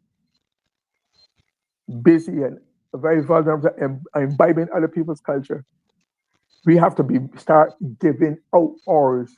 When people leave Barbados, we don't only revel about what this sort of brought us, that people who go can revel and enjoy and what Barbados presented. what Bar has, what he's given. All right. That's fantastic, Glyne, I guess even in terms of culinary arts and so on, the food and the meals and so forth, because I think that's an area as well incorporated here in this particular event. Not only us enjoying some of the samples of people coming in, but them enjoying ours too and taking some of ours back and taking some of ours out. And that really is what a cultural interaction is really all about. Where we receive, we deliver, or we give, and we receive back as well. And it would be, I would hope that all of the persons coming in, because you did speak about the countries that are all touched by the Caribbean Sea. I think that would include places like Honduras and the ABC Islands and places that we probably would not have normally considered to be CARICOM. But I did notice that when Rose did her presentation, she spoke about the fact that the nations that were selected had to be CARICOM nations. So I don't want to necessarily raise this question now because we only have a couple of minutes in this segment here left. But it would be interesting to find out if this would include what is referred to as observer nations, because we do have members of CARICOM that are observer countries. They're called associate. Thank you. Sorry, my associate members. Yeah, associate members. I think Cayman Islands and Cuba is one as well as associate. Is that right? No, Cuba is a member. Cuba is a member CARICOM. So it's Cayman. Is Haiti a member or they're associate? I think Turks and Caicos. Turks and Caicos as well, yeah. But they're mostly the remnants of the associated states of Britain. Correct. And I think it's their colonial status. I mean, I heard somebody spoke on that same big conversation. Said that but it is a legal, constitutional, political matter that would have to be determined between those countries and the thing. I don't think it is not fair to give the impression that CARICOM members have been discriminated against these others at all. It's a question of their constitutional status and their relationship with the colonial masters, because that includes some of the French-speaking islands as well. Right. One last comment before I go. Two things. I have some comments which I'll make. I see Victor Lewis is it will be on later on. I have some comments to talk about Scotland District to give some further background. Okay. But I just want to say that what also has concerned me when I see the money being spent in various ways on Carifesta, when I see the sums being paid to people, they say, but how can you find this money? to pay that. I can't pay the policemen who work at overtime around the clock for the crop over money, the nurses for the flex. You can't pay the sanitation service worker. Misplaced priority. There Yeah, yeah, has to be yeah, a yeah. way. Those Has to are, be a way of getting it done. of course, and we have to give priority to them and not just prestige vanity projects. Yeah, because Vanity projects. after all of this is finished, they remain with us. I mean, they're our providers, they're our protectors, they collect in our garbage and all the rest of it. I mean, they're not going to be traveling out to go back anywhere. You know, they're going to be very much with us. Yeah, I see Victor has actually joined us in the green room, so he'll be coming in shortly. But just before he does, a couple of things I'd just like to do very quickly. Um, I want to ask Dave to play that song again, our March song for the 6th of September, and if he could put up that flyer again, because as you know, we were prevented from doing the march last Saturday. You know, during World Cup, we did the march.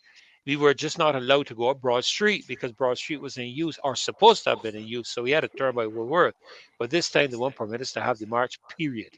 So, Dave, you're going to play that song for us, and hopefully we can also, right after that song is played, we can get that flyer up. So let's hear it, Dave, the March song for September the 6th.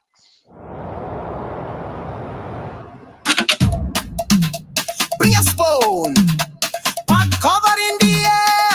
Let the leaders hear. If this is noise, then we join make noise tonight. If this is noise, then make more noise. Noise is power, the people voice. Hey, bring your drum, your whistle, your gun shell clear. Back over spoon, let them all hear. If this is noise, then make more noise. Noise is power, the mass.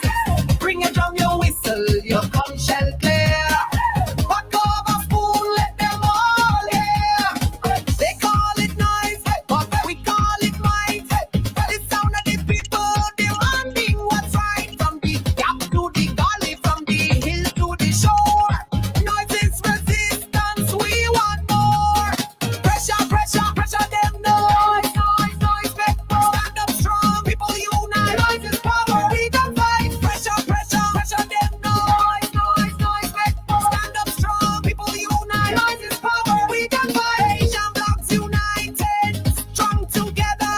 Marching in sun, marching in bad weather. We love Barbados, so we resist.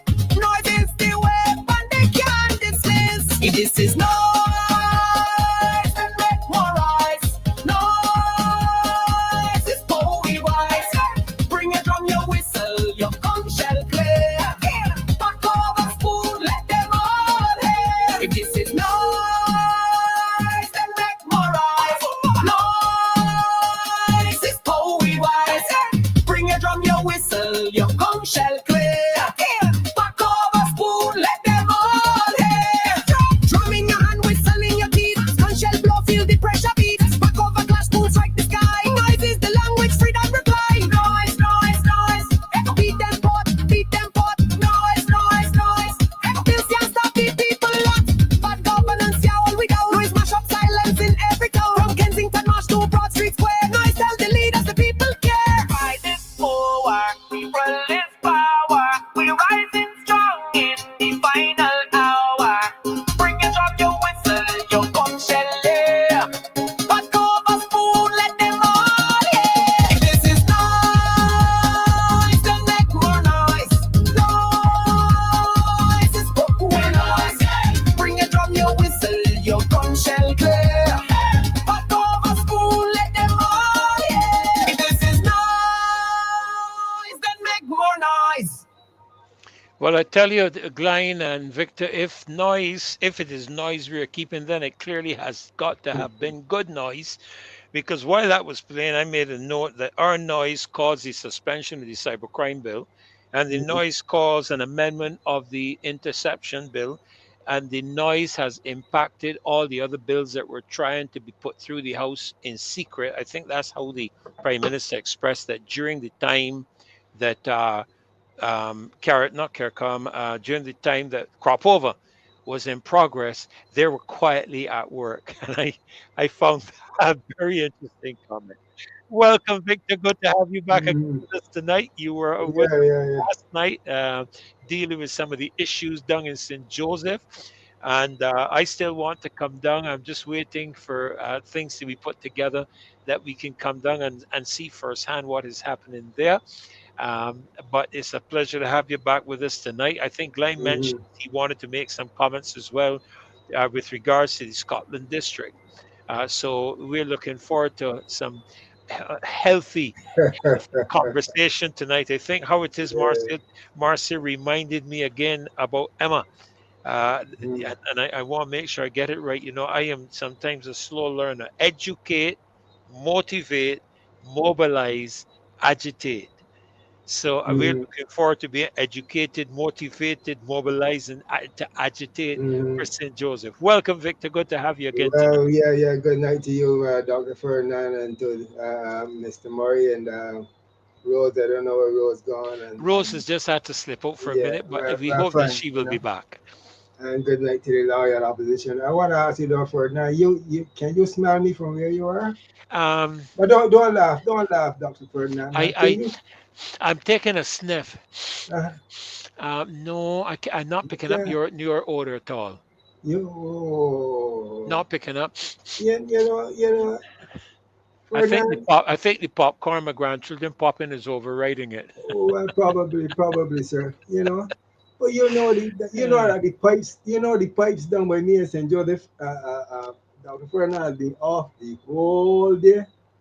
You know, so I'm happy that we are distance apart and we can only connect via the internet. You know, Well, because they probably leave you to go to the beach to bathe, go to the beach to bed. Or Joe's River.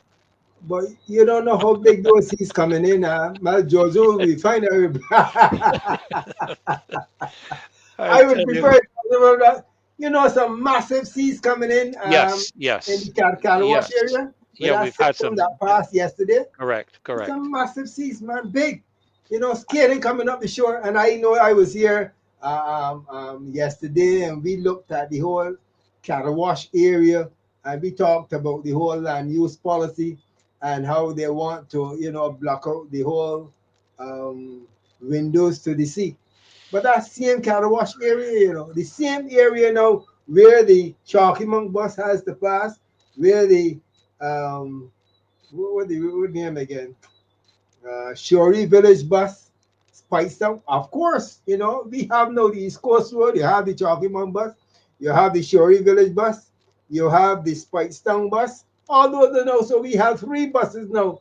Three buses on different routes for different routes traveling across the East Coast Road. And that main road now in the area of Catawash, Dr. Ferdinand, you know, But all down there was all I down wa- there this evening was in a mess. A I want to mess. ask you a question actually because I went out for a drive just a couple of days ago up Hmm. to St. Lucie, and I began to realize why they're not really addressing the water woes in St. Lucie.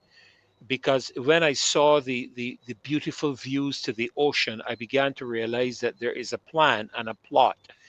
When I saw some of the land availabilities up there in St. Lucie. And then for me to get home, I asked Google Maps for the shortest route home, and it took me along the East Coast. And I want to ask you this question. I don't know if you can answer it, but how long has that work on the East Coast Road as you approach the area where remember Canberra? Canberra was where Errol had his beach house, just up on Canberra. the Canberra, just at the end of the East Coast Road when you turn to go up the hill and you Yeah. take the S bend. He had a beach house on the right hand side there. I think it was called Canberra. But how long has that road works been going on there in the East Coast? That's a very good question, Dr. Ferdinand. But there was quite a lot of. I can't give you the whole the time frame at all, but I know we Okay, had a I was lot of just issues. wondering. Hmm. We had a lot of issues. We had a lot of issues with that in terms of the actual paving because it was in chaos for quite a while. And Hmm. after it has Hmm. been repaved, then they widened the area of the road. And then we had difficulty getting the paintings in the road, and there were vehicles traveling on that road and driving dead left, when an actual dead left would have been the area where pedestrians would normally walk. So there was total chaos in terms of the Hmm. actual repair of the road. The condition of the road now, I mean, it is in excellent condition. All the paintings are in, etc. So I don't have a difficulty there. I don't know what has been the cause, overruns, etc. But Right, nevertheless, right. the quality of road that we have now from on the Army Bourne Highway up Yes, onto Barclays Park, that road yes. is in good condition.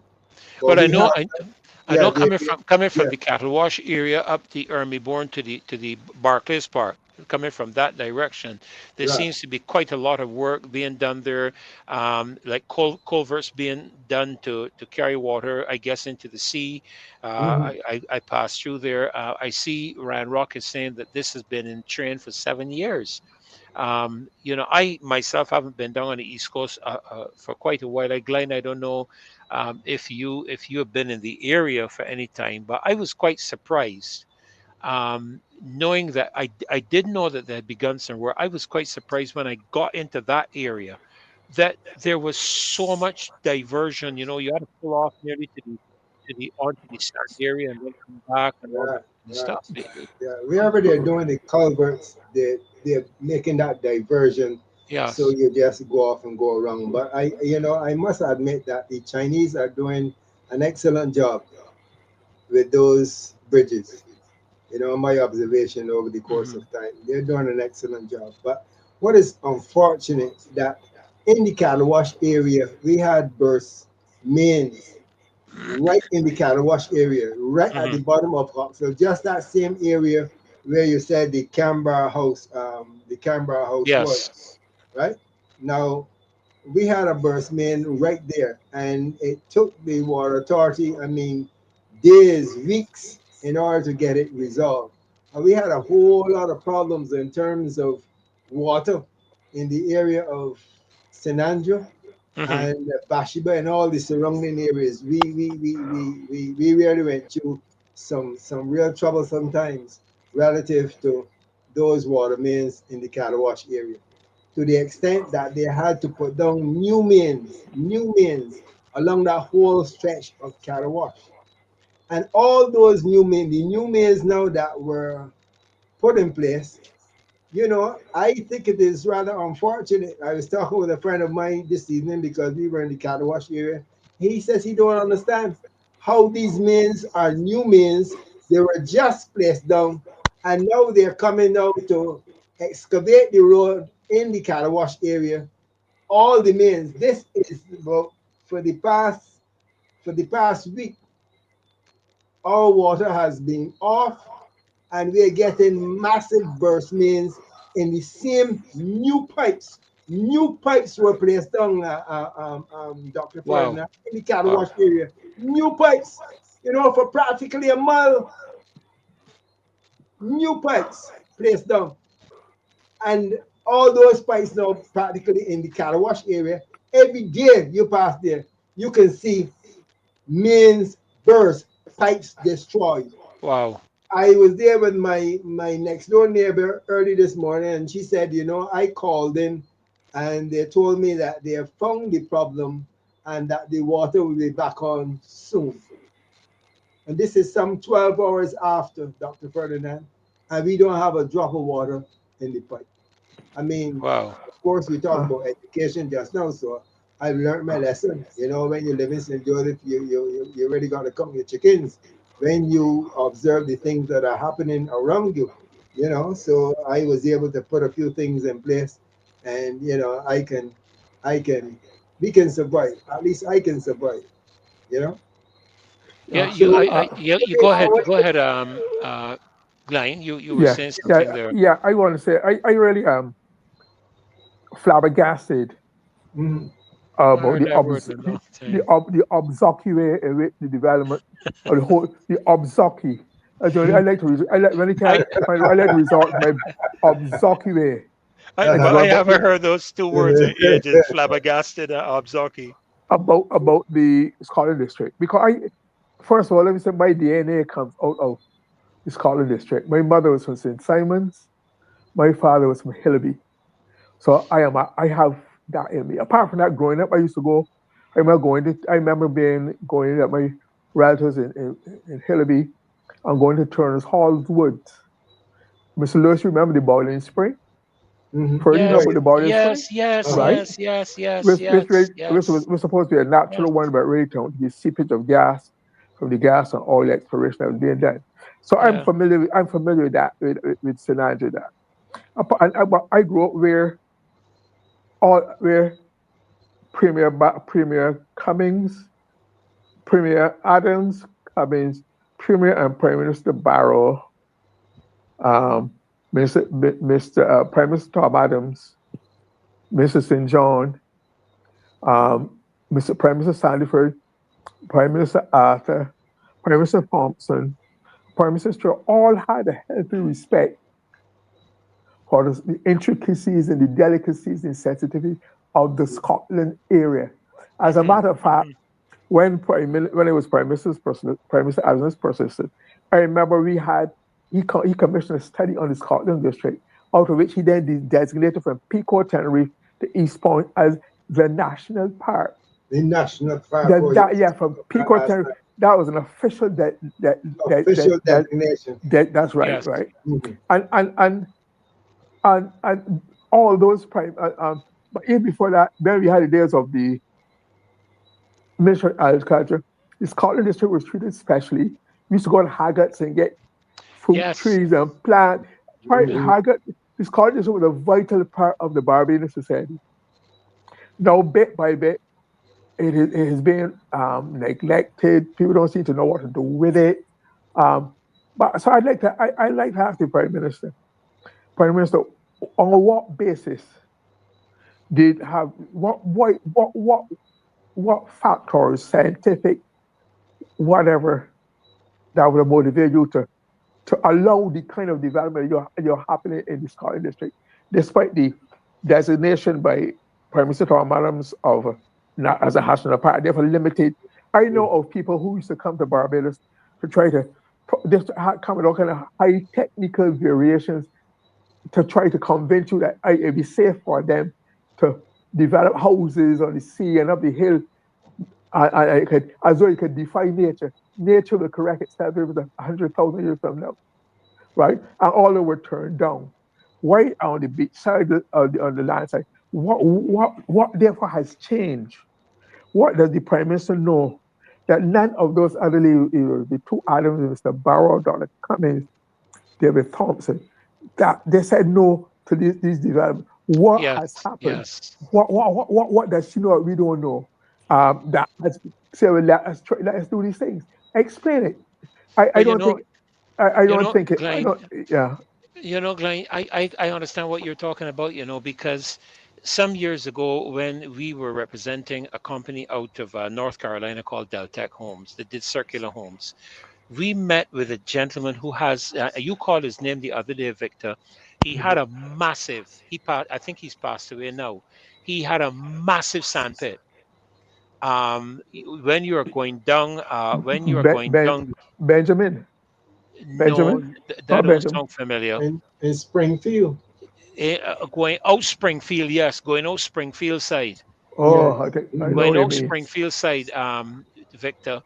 Mhm. And we had talked with him back then because he was looking to do, because I think he owned some property on the East Coast too, above, or he owned the property above Barclays, like when you before you get to Barclays, all of that Yeah, yeah. hilly stuff up there. I think he Right. owned that or something Mhm. of that nature. And Mhm. what you were talking about, Glyne, was exactly what You, we ran into.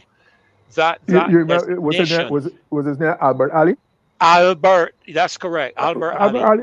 I knew him from Barbados, and we all passed cross Yes. when I was living in Canada. He Yes, came back to Albert Barbados Ali. with dreams of doing Correct. these things and Yes. could. So I'm saying, Yes. listen, there are peculiarities of nature that exist in the Scotland district that scientists and people have respected, cooperate, try to manage Yes. for hundreds of years. Science has not. There's a process in science and in your body too, known as homeostasis. It seeks to get a perfect a balance and equilibrium, Hmm. right? Hmm. It means that when you get sick, your inner body will try to fight off what is coming from outside in order to retain to reinstate the equilibrium. When you have earthquake, the earth is always seeking to adjust. If you touch, I'm sure Victor has spoken about it in the past with some developments up by 10 water. If you disturb certain things, it will have a repercussion down the road Yes. for you. And these things have to be borne in mind. So I just want to know, I think our prime minister is, I think when I look at it, our prime minister is probably the least educated. I'm not talking about talking, sweet, whatever, the least educated formally. It cannot be an accident that Granny Adams, Aaron Barrow, Mr. Cummings, all those, they all had substance, David Thompson, Mr. Samuel, Owen Arthur. And something seems to be missing in the makeup that prevents, there's a phrase in Julius Caesar where Cassius says, where Brutus says, where Cassius says, speaking about Mark Antony, me speaking about Caesar saying, on what doth this almighty Caesar feed that he's grown so mighty? In other words, he feels he's a McGuff, he feels he's supernatural, but he's an ordinary man like that. I am still trying to find out why the Prime Minister seems to have developed that she knows best for Barbados about everything, Everything. defying, ignoring well established precedents and policies, like the changing of the water zones. They decided to erect the geriatric hospital. I mean, there must be it has served us well in the past. So when you change the name from zone A to zone B, or from 1 to 2, it doesn't change nature. Nature science will still operate. So I'm saying that we are, and I'm afraid that that is what is happening in Scotland District. In the Scotland area. It is not only that ONR set up in order to give more formal structure to the handling of the Scotland District. There was a Scotland Authority set up in 2000.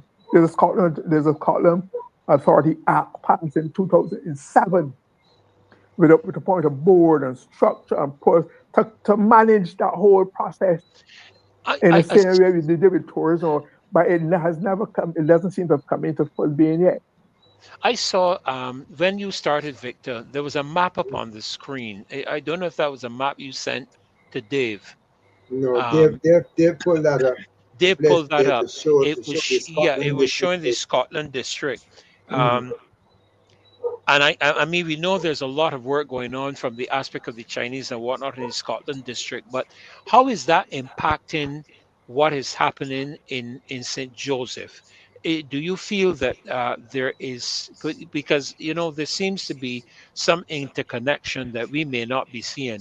Even here on my home property, sometimes you wonder based on what happened. You remember when they were building British American or Calamari, what happened? Right, right, right.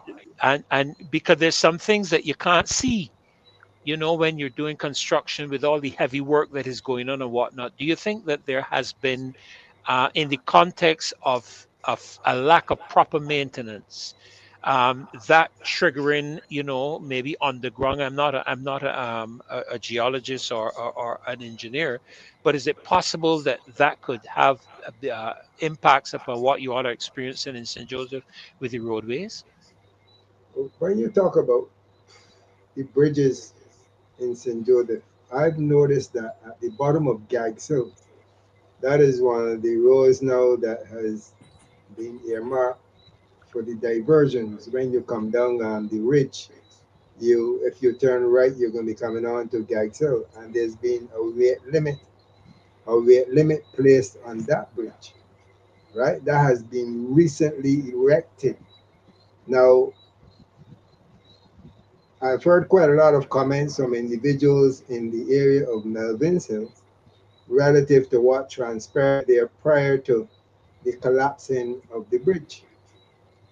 And that suggests to me that all the materials that were transported in the repair of the Coggins Hill, that all that material came via that route. So it is rather interesting that with all of these engineers and experts that we have in the current um, renovation or development of these bridges and roads, that the whole concept of a weight limit was not evident for Melvin's Bridge. And right at the bottom of that bridge, there was significant slippage.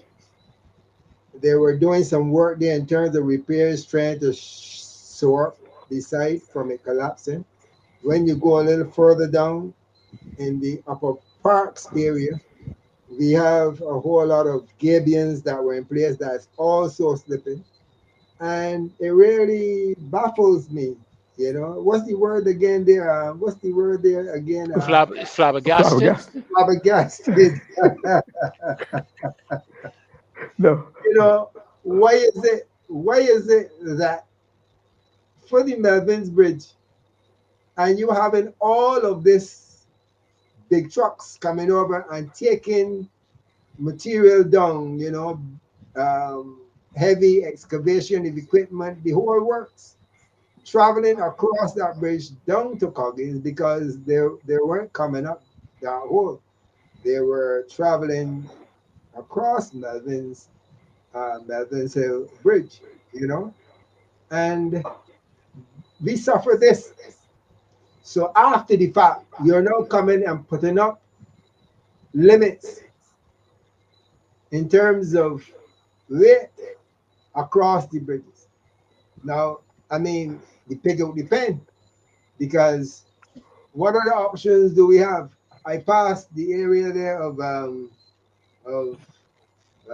Shori village opposite the San Hole. And Yeah. if you see the whole long line of trucks, waiting for sand. But what route are they going to take? When they leave there, it's either Turner Hall, Dart Hole, East Coast Road, or you're going back via Farley Hill, or maybe Cherry Tree Hill. But of course, much of those trucks, in terms of construction, have to be traveling east, and they will be crossing the Geiser Bridge. But we had all systems in place, and we are conscious of the fact that there's been money designated for repairs in the Scotland district. And it really baffles me. Why is it? Why is it that all of these bridges are out of commission At the same time. at the same time? That Um, that that flabbergasted. That's the word. That baffles you. That's It another one. baffles me. Baffled. Why is it? Why is it? Why is it? but, We have so many engineers in place, you know, and but, something of this nature could happen. which brings me, Victor, if I may jump in Yeah. here. Uh-huh. I brings me back to the question of the Scotland District Authority Act, which was passed in 2007. The role of that authority, it will have the responsibility for the management and conservation of the Scotland District and to provide for related matters. And the Scotland District is not just St. John and St. Joseph or St. Andrews, also St. Thomas and St. Mhm. Peter. 5 parishes make it the Scotland District. So I'm saying that what we are having this ramshackle peace day, somebody's corn. The work of the authority, for what I recall it, was to coordinate, to oversee, to regulate, so that um, if that had been happening, if it had been in existence, if a project is on, because of the collaboration and these things where you repair a road and then you let heavy trucks destroy, that would have been taken into account, and that would have been factoring in before, during, and after. So I'm saying, my advice would be, I would like to see the residents of those 5 parishes agitate up for the coming into being of the Scotland District Authority. I still do not know why it has. The act was passed in 2007, right? right? It outlines it along, giving all the details of his. I think you need to, in the same way there's there used to be a BIDC, in the same way you have Barbados Water Authority. This is a specialist area with unique features. I think you should agitate to your MP and others. All the MPs of the five related parishes, St. Andrews, St. Thomas, St. George, St. John, and St. Peter, to let them come together and collaborate and put pressure on their own selves to follow through and establishing in a proper meaningful manner. I don't even know if the act has been proclaimed. What is holding up this? And this is vital where it has to be given. I believe in process and structure and order. You need to bring it rather than just I thought you compare, you do this, have it like you have a national development plan, you have a Scotland development plan, Scotland district development plan. Right? But It needs to bring order to it. But y'all, you y'all, might, may wonder what I've been looking at, because I am looking while you are talking. I am looking at a Google Maps of the areas you're speaking of, to see how they're interconnected, because I think sometimes people don't realize how the network of roadways and whatnot operate within St. Andrew, St. Joseph, down in those hilly areas. And persons, Glyne may be familiar. You call it the Scotland District Act, Yeah. but it was also referred to as the Soil Conservation, from what I'm seeing here, That's way back. Soil Conservation Act. Yeah, because it was Way back. enacted back in 1950 something or Right, something way like back. that, and Yeah. then it was upgraded in 1967, I think they said, or something like that. But the purpose, and it says that the Scotland District needed its own legislation because the area occupied about 20% of Barbados. It's unlike the rest of Barbados, which is flat limestone terrain. This area, listen to this. This is an international, Victor and Glyne. This area reveals ancient this is a big word here. Um, Silastic sediments, Uh-huh. including rocks 30 to 50 million years old, clay stones, siltstone, Yep. radiolarite, volcanic ash, and more. I mean, how can we be divesting in any way, shape, or form of? Is this covered by any kind of trust, like how Bridgetown is covered, Glyne? The Scotland District Authority should do that. But I Should, knew okay. I have an appreciation for this because I did physical geography at Corbin. So Hmm. we learned the whole world is interconnected. What we're hearing about climate change or what seems to be climate change is just an episode in the history of the world.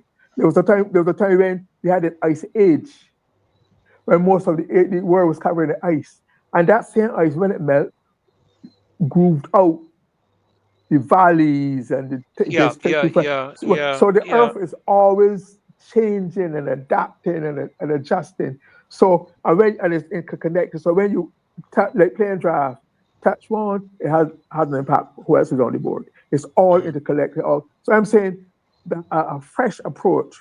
I do not understand why an act could have been passed in 2007 and it's taken. There's 18 years now across two administrations, and nothing has been done to bring it into fruition. It would save us a lot of hassle and confusion. We would have more respect for the environment. We have greater faith in the future patrimony of Barbados. It would mean that people, what's happening at 10B and happening at 10B and the bowl, what I call it, the bowl now, teacup and saucer, those things Oh, yeah, should yeah. not happen Teacup and because it's saucer. regulated and Hmm. supervised and it's law Yeah, current. that's what I'm Right now, seeing. what we are having, I think I heard Victor hinted at last time when he talked about, he's not a Peter. But I, for a long time, been hearing about persons, non-Barbadians too, with money, who have come to Barbados, done well in the business world, etc., have so insinuated themselves into the system that they either feel or they could or they're getting what they think they can get. Not only Yeah, that, yeah. remember, I made frequent references to the document that came out in Barbados, inviting foreign investment, direct foreign investment in Barbados. On page 2 or 3 of it says, when he's talking about the new Planning and Development Act, the Prime Minister says, and this is the philosophy that guides all you see is happening. He says that, tell a summary, when you apply, you apply with a presumption in favor of development. And that way you are Yes, virtually yes. assured that you will get approval. Mhm. To Well, me, you know, Yeah. that has always bothered me. I do not I like that phrase. That's an ominous But philosophy. I heard Dr. Ferdinand. just before you Mhm. go into that area there, Victor, we just want to let the members of the loyal opposition know that this is your time. I'm going to ask them to put up the information to do with the number to call, but this is your time for your input into the show. You can call 2367000, I think is the number. So this is your opportunity to call. Glyne is on here. We're talking about the aspect of St. Joseph and the Scotland district, the land use policy. Of course, you can address any other area. We touched on the area of Carifesta. You can touch on those areas if you wish, but we're looking at this area here in St. Joseph as well. So please, you can call in, voice your concerns, or maybe if you have a question to ask or something of the sort, we hopefully would be able to answer. But the number is 2367000. They'll alert me as soon as there's a call coming in. Okay, go ahead, Victor. You were saying. Yeah, I know. I heard you spoke of the philanthropist earlier in Mm. your early remarks, you know, Yes, yes. and we have Peter the philanthropist that works in conjunction with Mam, you Uh-huh. know, in St. Joseph, right? So that is the kind of culture we have down here. So she talks about the whole concept of neo-colonialism or recolonization, you know, but we're in that all right now, you know. If other parcels are not experiencing it, we are experiencing it here in St. Joseph. But I also want to mention that when you spoke about, you know, these acts as it relates to soil conservation, etc., that was an era that we had the chief town planner, and the chief town planner really had an environment of experts around him in so many different facets that control the whole idea of development in this country as it relates to building. But You, you, no, MAM has now come into place, and we had a structure where experts would have been there controlling that environment, right? But we have a structure now where MAM has removed the chief town planner, placed herself in position as the minister responsible, and she has placed herself in that position for control.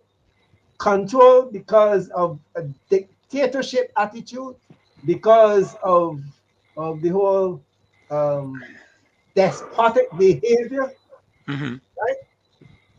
But we don't have expertise, and Barbados will be subject to many problems as it relates to not only the damaging of bridges, the slippage of roads, the collapsing of houses, etc.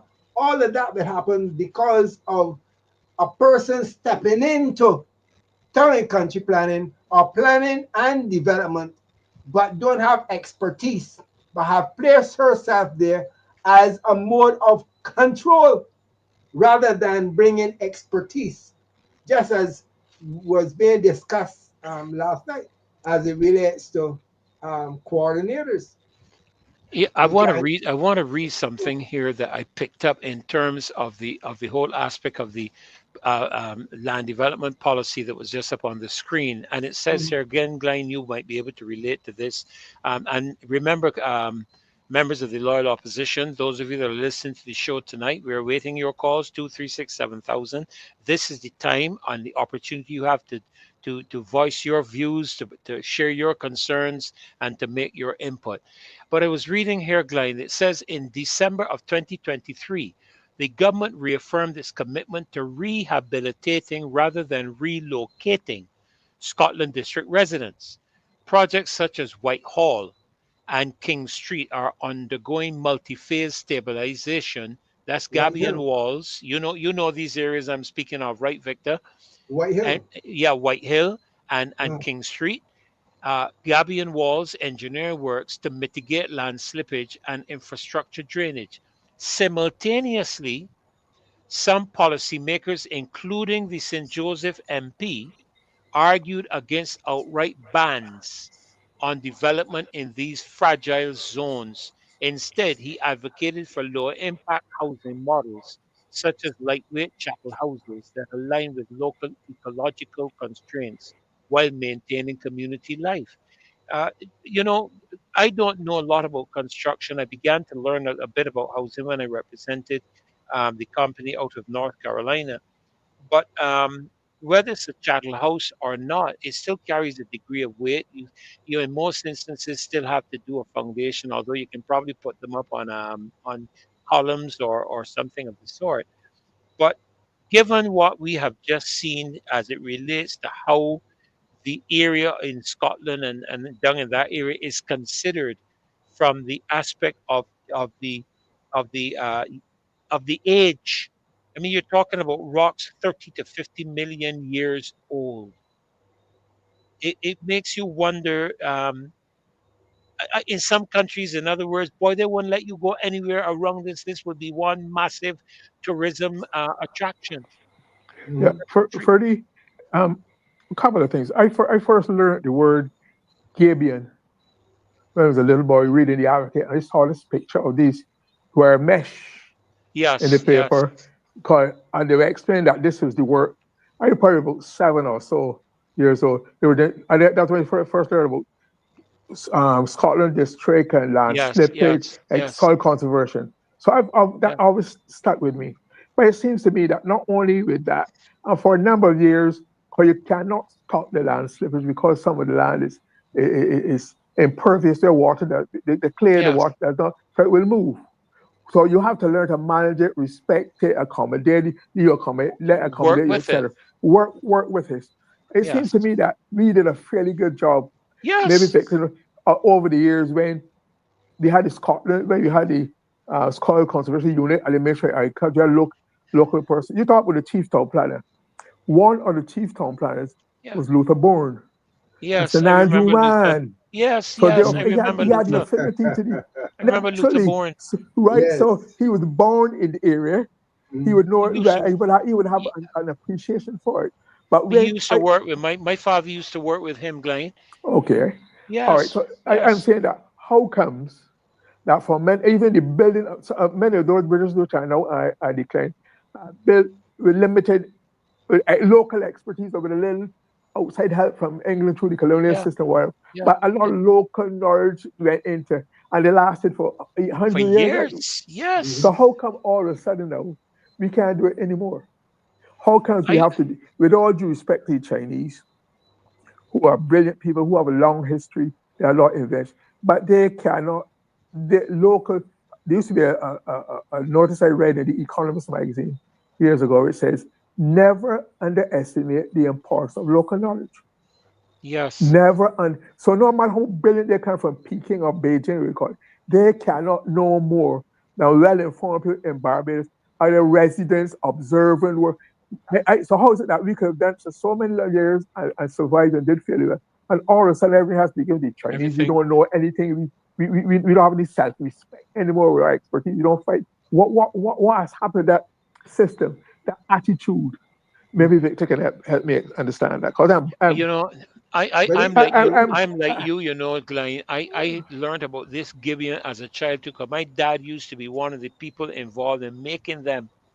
mm, I used to watch him and a team, and my dad was not an engineer.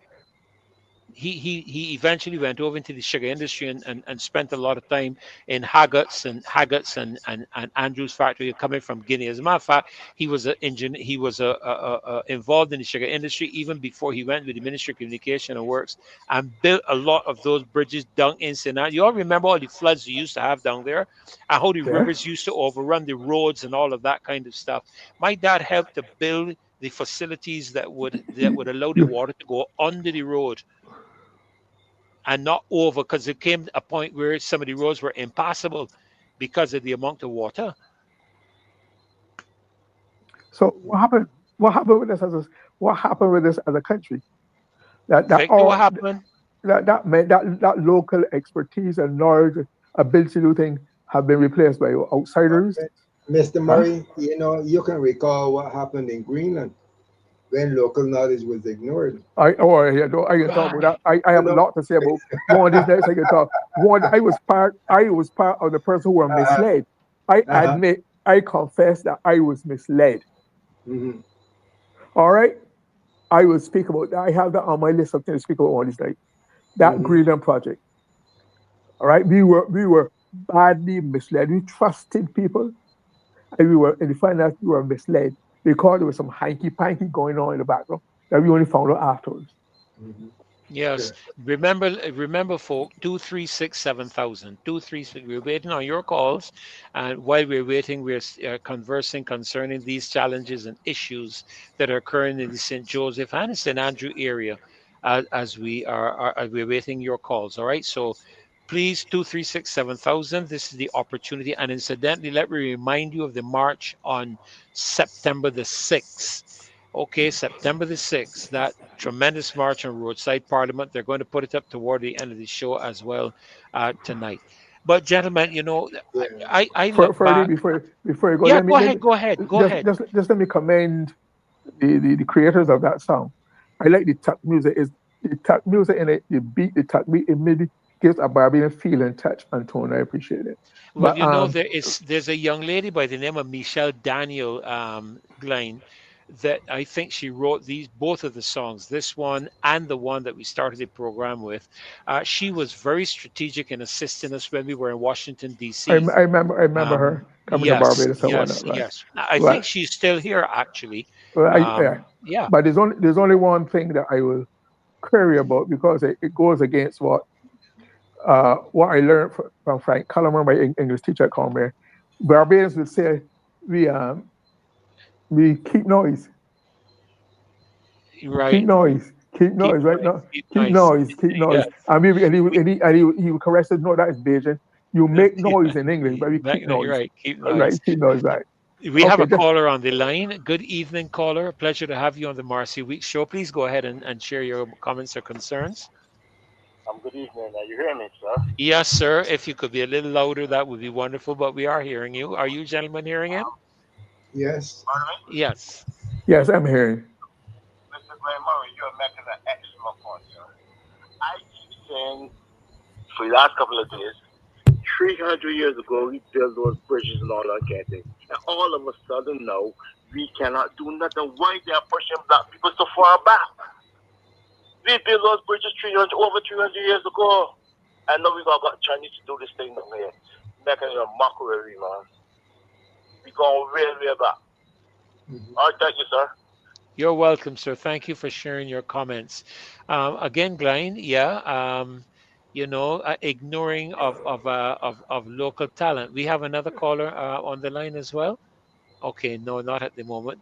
Ignoring the local talent and ability. You all are familiar with what's his name? He was one of the engineers at the Bridgetown port. Um, oh dear me, his name slips me now. I think his brother's an accountant, but his name slips me at the moment. But we have some brilliant talent, brilliant capabilities in Barbados, and there's nobody. I learned a long time ago with my father that if you want to find out about a area, talk to the people in that area. And he spent, he was from the St. Joseph area anyhow, from Bathsheba, and he spent a lot of time in St. Andrew and St. Joseph. He was very involved in the ministry. I think it was called the Ministry of Communication and Works then, Glyne, MCW. This was back in the days when the Rockland Bus Company used to meet Right, there yeah, where the gas station is the now. 50s and things, yeah, Yeah, yeah. yeah, well, I'm not that old. Don't go all the way back there. Don't go all the way back there I for me, I please. read a lot myself. Thank you. I read a lot. Semi experience, because my dad but was very involved in that area.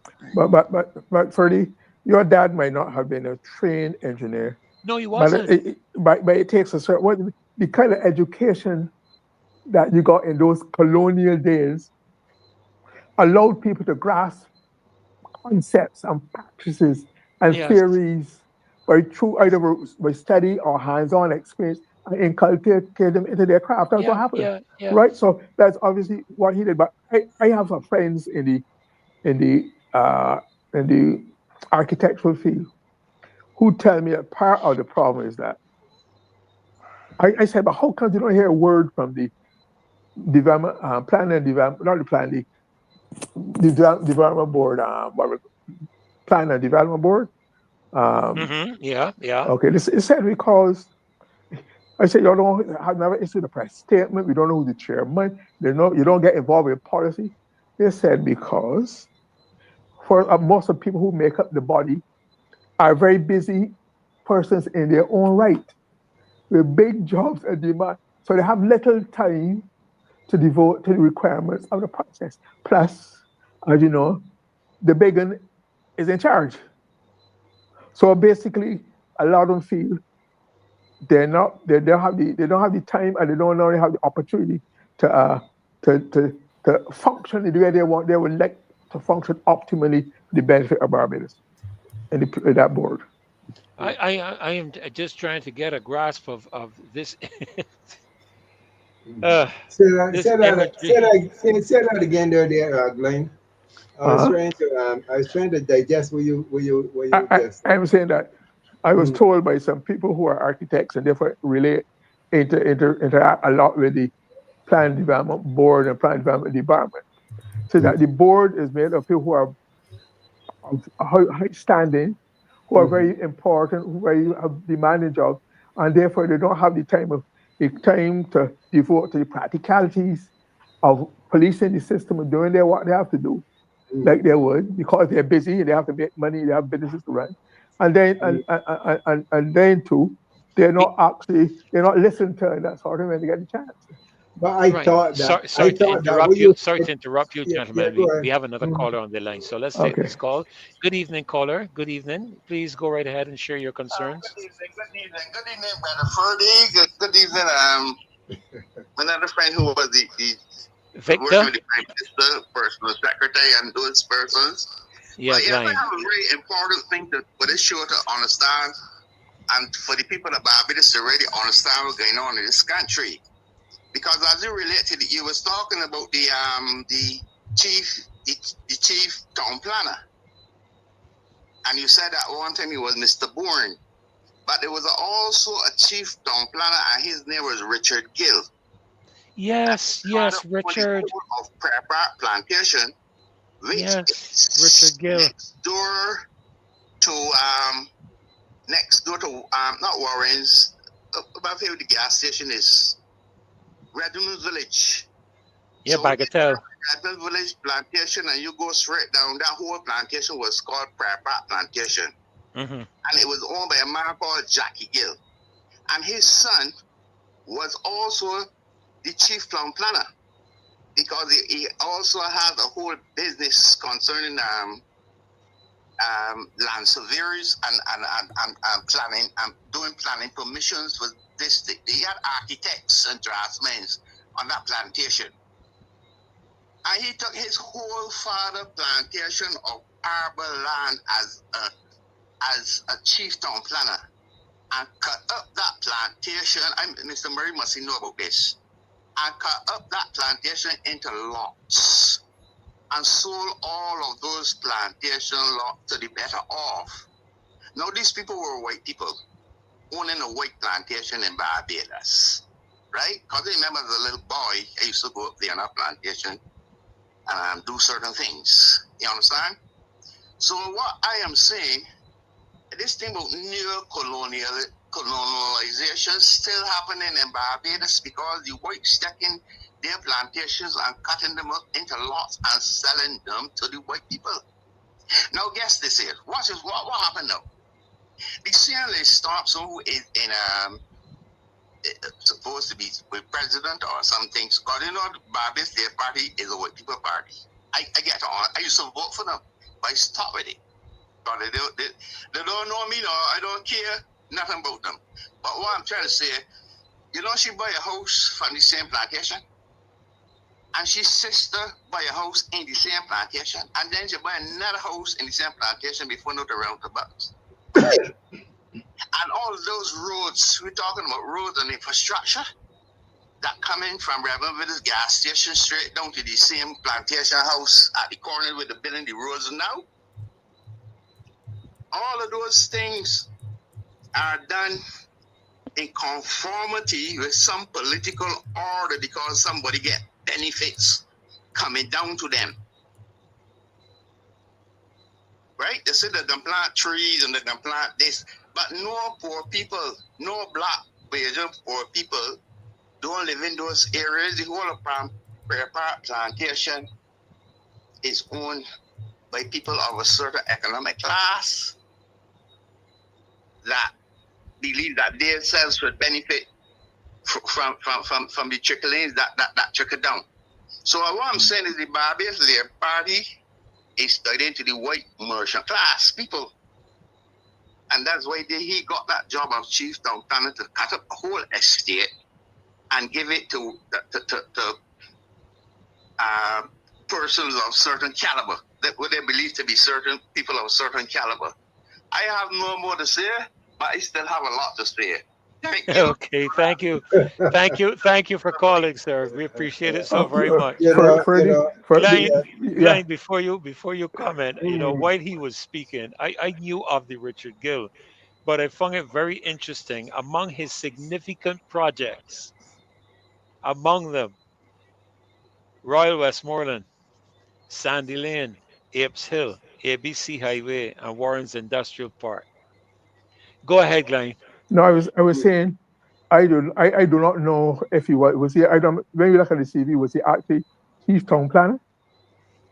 I know he's a development planning specialist and whatnot. In fact, he and I once Sir Prime Minister Adams used to have a board, a subcommittee of people outside the planning board that if there's a dispute, he'll refer the matter to these people and we will go and visit the site to get an outsider's view. He and I served on one of those committees.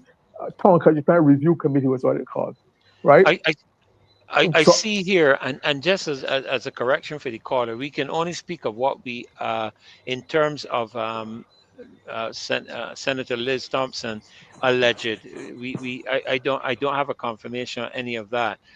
So we can only say alleged. But what I'm seeing concerning Richard Glyne is that he is a highly respected professional town planner right, whose town plan, whose career has significantly shaped planning policies and practices in Barbados. He's recognized as one of the earliest professional planners on the island. I am not seeing. I'm just but looking very carefully. In he, April, he was granted honorary membership. I'm not seeing that he was actually the town planner. I'm, no, he I'm wasn't. not seeing I that. mean, we had Luther Bourne, we had Lenny St. Hill, I Yeah, right, and some one of the nurse boys. But he was not, because when I met him in the 80s, before Prime Minister Adams in 85, he was in private practice. right, right, right. So it is not accurate to say that he's so just to correct the record for the callers For the caller, understand the yeah, public's enlightenment. As far he was yeah. never actually chief town Is planner. not, no, I see a comment where Rudy Headley, acting deputy director of the Planning and Development Department, credited him with guidance during the Headley's transition to studies in Newcastle and so forth. So No, he doesn't seem to have been town planner in Barbados from the information that I'm seeing. as far as I know, he's a solid Barbadian citizen, a Yes, solid yes, part of Barbados. That, and I can only judge him on the basis of my relationship and how we interact, how he approached and what he said, and thereafter. So I still have a lot of respect for him and yeah. commend him When, as when far we as I look at, know. yeah, when we look at what's happening in St. Joseph, though, and I listened just now to the caller, regardless if Mr. Gill is chief town planner or not. There's a kind of attitude that we can see uh, prevailing in St. Joseph.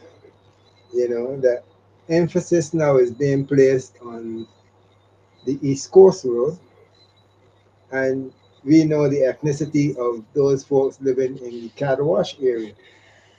And then emphasis is now being placed on the main road traveling from Bathsheba. And then, you're coming from down in Joes River area where the development is. So I'm just wondering if Josephines are thinking that areas like Melvinsville and Upper Parks and Lower Parks and Spa Hill and Sugar Hill, all those areas are neglected. And they're neglected because that is where the black poor people are.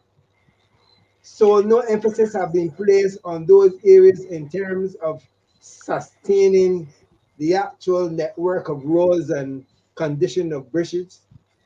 But emphasis now is being placed on the East Coast Road to get that in proper Condition, condition. proper condition for sale. And then, of course, you're going to have the optics now coming from the Bathsheba area through Joy Road, through Horshill. If you come in Horshill now, they're preparing that road for optics to make it look good.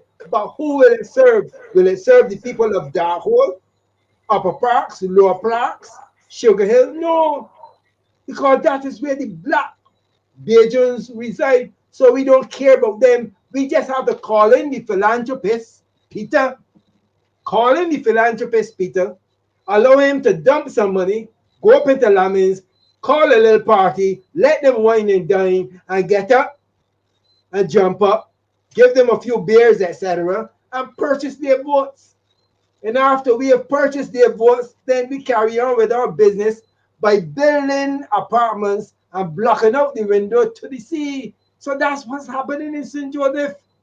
They have no Yes, interest. That is why the it's sad. Melvins, that is why the Melvins Hill Bridge collapsed.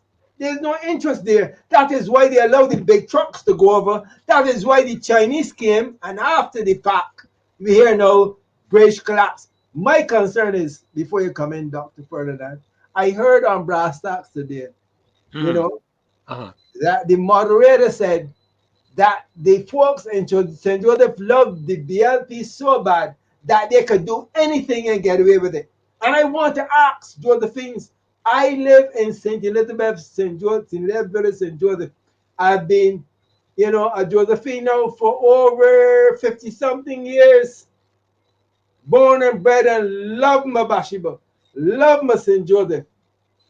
But I've got to learn from these things that are happening in St. Joseph. I want to ask the people of St. Joseph, if when the time come to vote,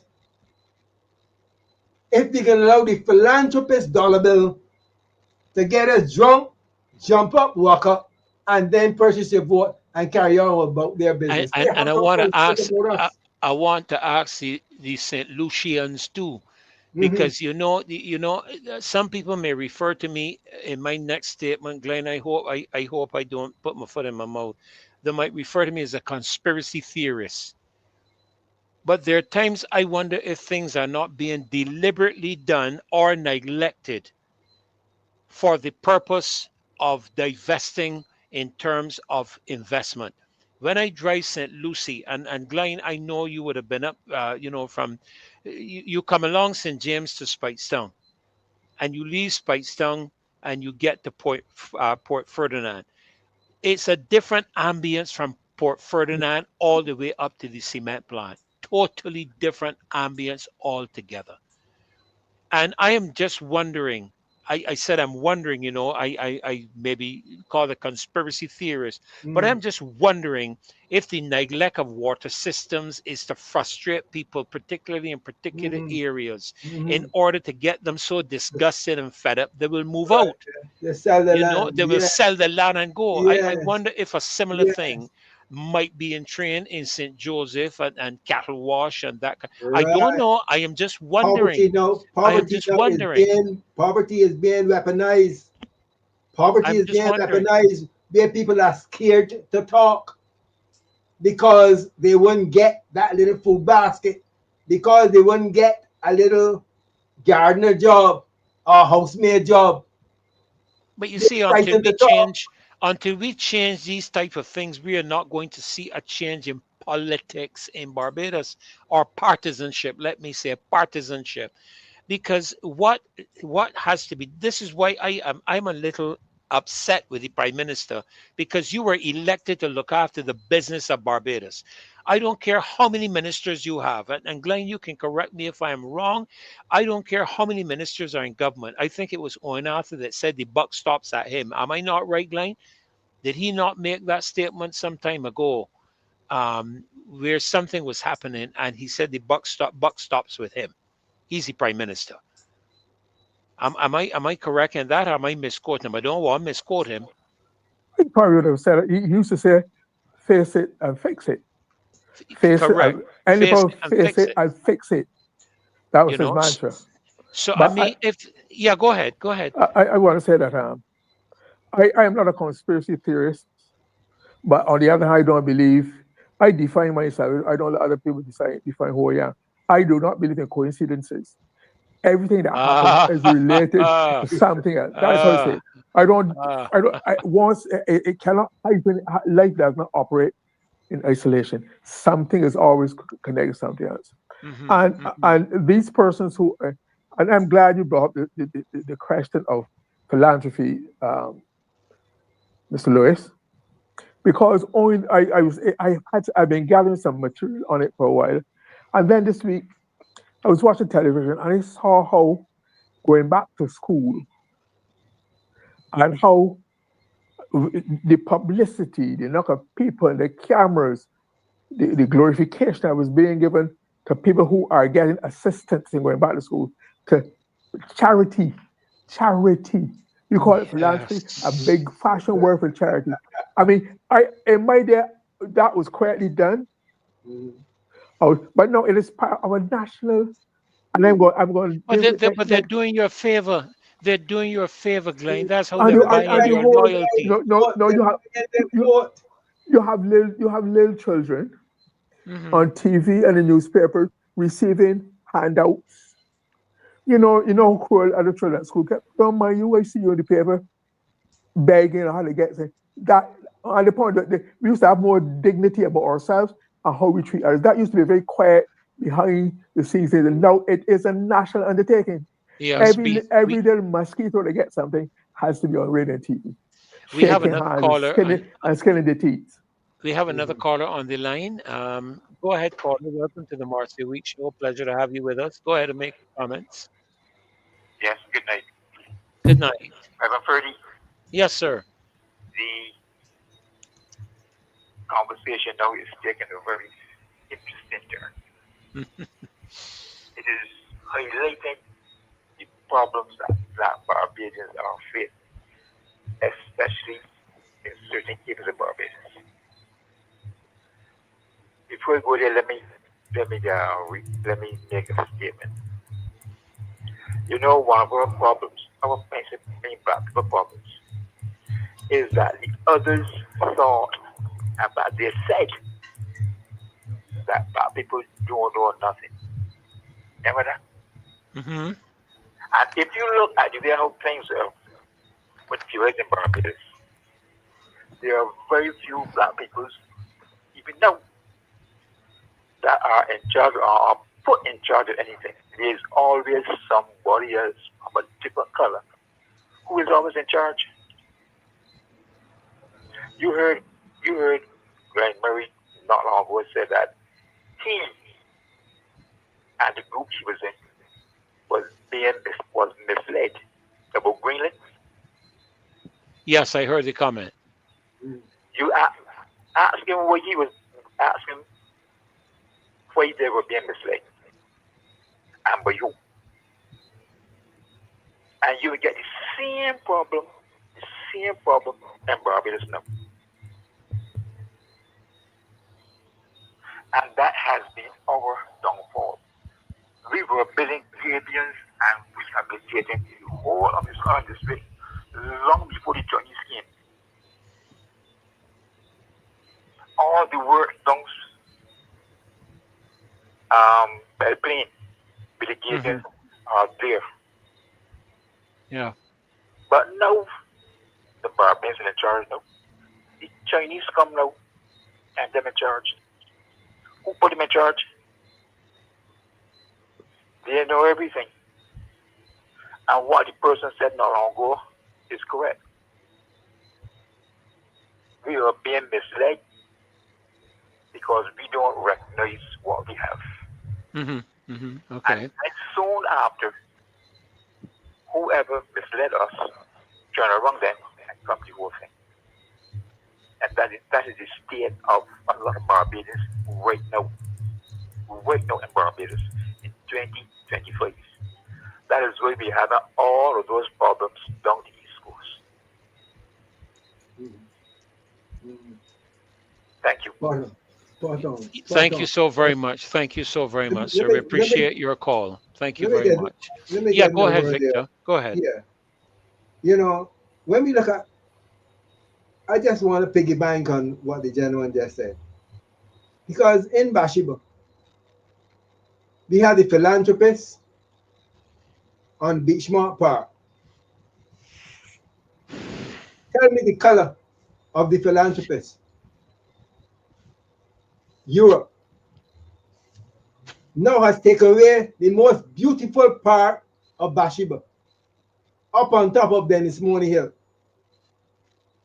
It is not Dr. Ferdinand or Rose or Marcia, you know, or some person from Parks Road or down, you know, Belplain as the case may be. No. When you travel a little further down to Joe's River, that not only wanted to purchase the hotel, but want now to come and take over Joe's River, take over Teacup and Saucer. What's the color? Europe. The philanthropist now that's controlling the environment in St. Joseph. Peter, what's the color? Europe. And all of those now are in actual fact controlling the minds of people not only in St. Joseph, but it appears in Barbados. Look at who's in charge. And I'm waiting to hear from you, Mr. Murray, you know, on that note with Greenland, because the gentleman there insinuated something that I think is rather noteworthy. Was it a European, again, that keeps controlling us? When are we going to be liberated as a people and think that in future years we have control over our economy and not Europe? Because just now, that is the direction it's heading. It is heading, and we ought to take note. But Mr. Lewis, yeah, I would not give a lot. Timing is always important when I'm prepared to give you further insights. Right. But let me assure you, it was not a European who misled us. It was not. It could not have been, because Mr. Arthur was not perfect, but he did not fancy himself belonging to the landed gentry or the nouveau Richard thing. He used to say, to tell some of his colleagues that, don't bring certain ideas or talk to me. I don't dine at cattle wash on weekend. I make deals. I don't belong to the veranda crowd. Right? And he would never go to any lunches or dinner because he said nobody can get him that way. He's a very simple man from Rosal St. Peter. Right? So I believe you, it could not have been a European who misled us. It was one among us, same black, that misled us. But I will get to go into that at a proper time and a proper place. We have another call on the line, gentlemen, so let's take this caller. Go ahead, please. Good night. Good night, and welcome to the show. Yeah, I just need to restore the memory to the Barbadian people. Yeah, go right ahead. Of one of the records of the present Prime Minister. I was saying she was first in charge of the church edutech. That was a failure. The computers and thing that was auditioned by Prime Minister Arthur would never came. Then Mr. Arthur went out and she was in charge of doing something about the prisons. We were met with a prison That's a very large cost that up to now is choking Barbadian people. And the people of Barbados ready to wake up and see the first of the federal prime minister. Isn't that something to remind you of? Isn't these things that we reject during the going after wedding? How come we are present with the same person doing the same things and can't see? Have a nice night. Thank you very much, caller. Thank you very much. I hope Barbadians wake up indeed. Thank you very much, caller. Gentlemen, you referred to this so-called panel discussion, Glyne, Right. earlier tonight. I can't remember what it was called. The big talk, big Big conversation. conversation. Right. And in that big talk, big conversation, I put it that we were warned. We were warned about recolonization.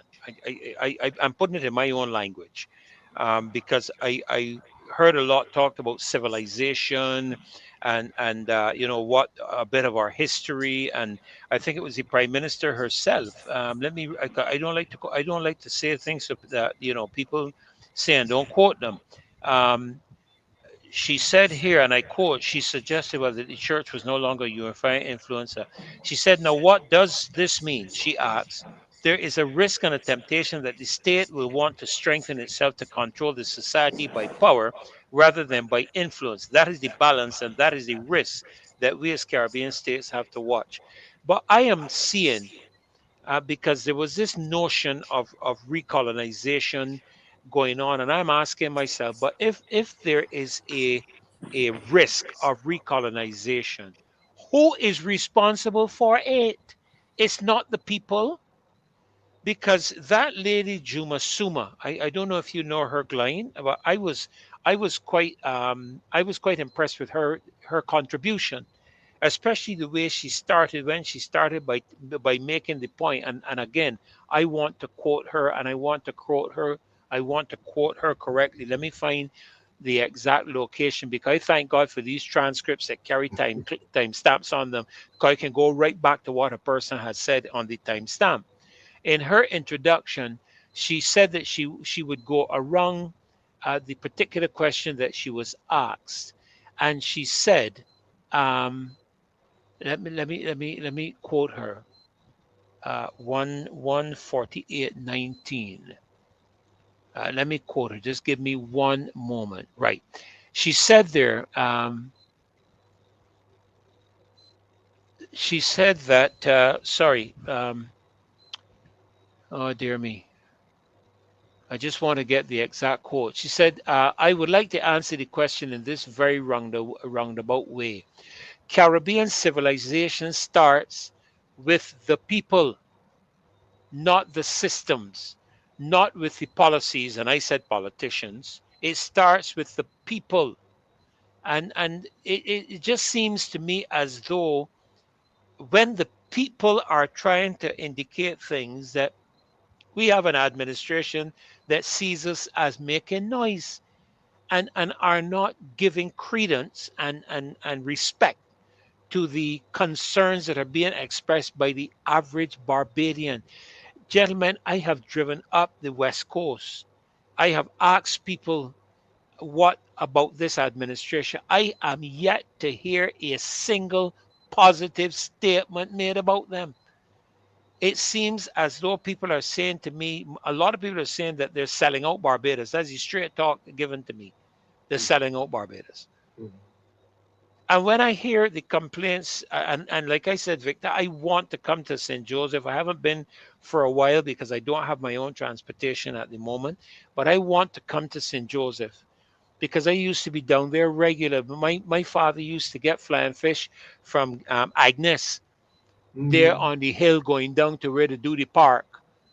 But just as you go down to Wrong Rock, she had the house was right there on that hill. I used to get my hair cut at the corner where you turn to go to Atlantis restaurant. Okay, so I know down in that area quite well. But over the years, your capability of recall diminishes a bit. Your memory is brilliant, but the capacity to recall does diminish a bit. So I really want to come down and see what is happening and see how it relates. And just let me say quickly about the philanthropists that I am speaking about. I don't know what the ones that the current Barbados administration is speaking about, but the philanthropists I'm speaking about have no interest whatsoever in buying anything in Barbados. They had a situation in a couple of instances where they were moving their own financial assets from one part of the world to the other. In the United States, in the stock exchange controller, not the stock exchange, the securities exchange, SEC, told them straight, if you want to do that, you have to find a third world country to assist. And so much percent has to go to that third world country. That was presented to the Barbados government by Ferdinand, Emerson, Jerome, St. Clair, de Courcy, Esquire, St. Auburn, Nichols.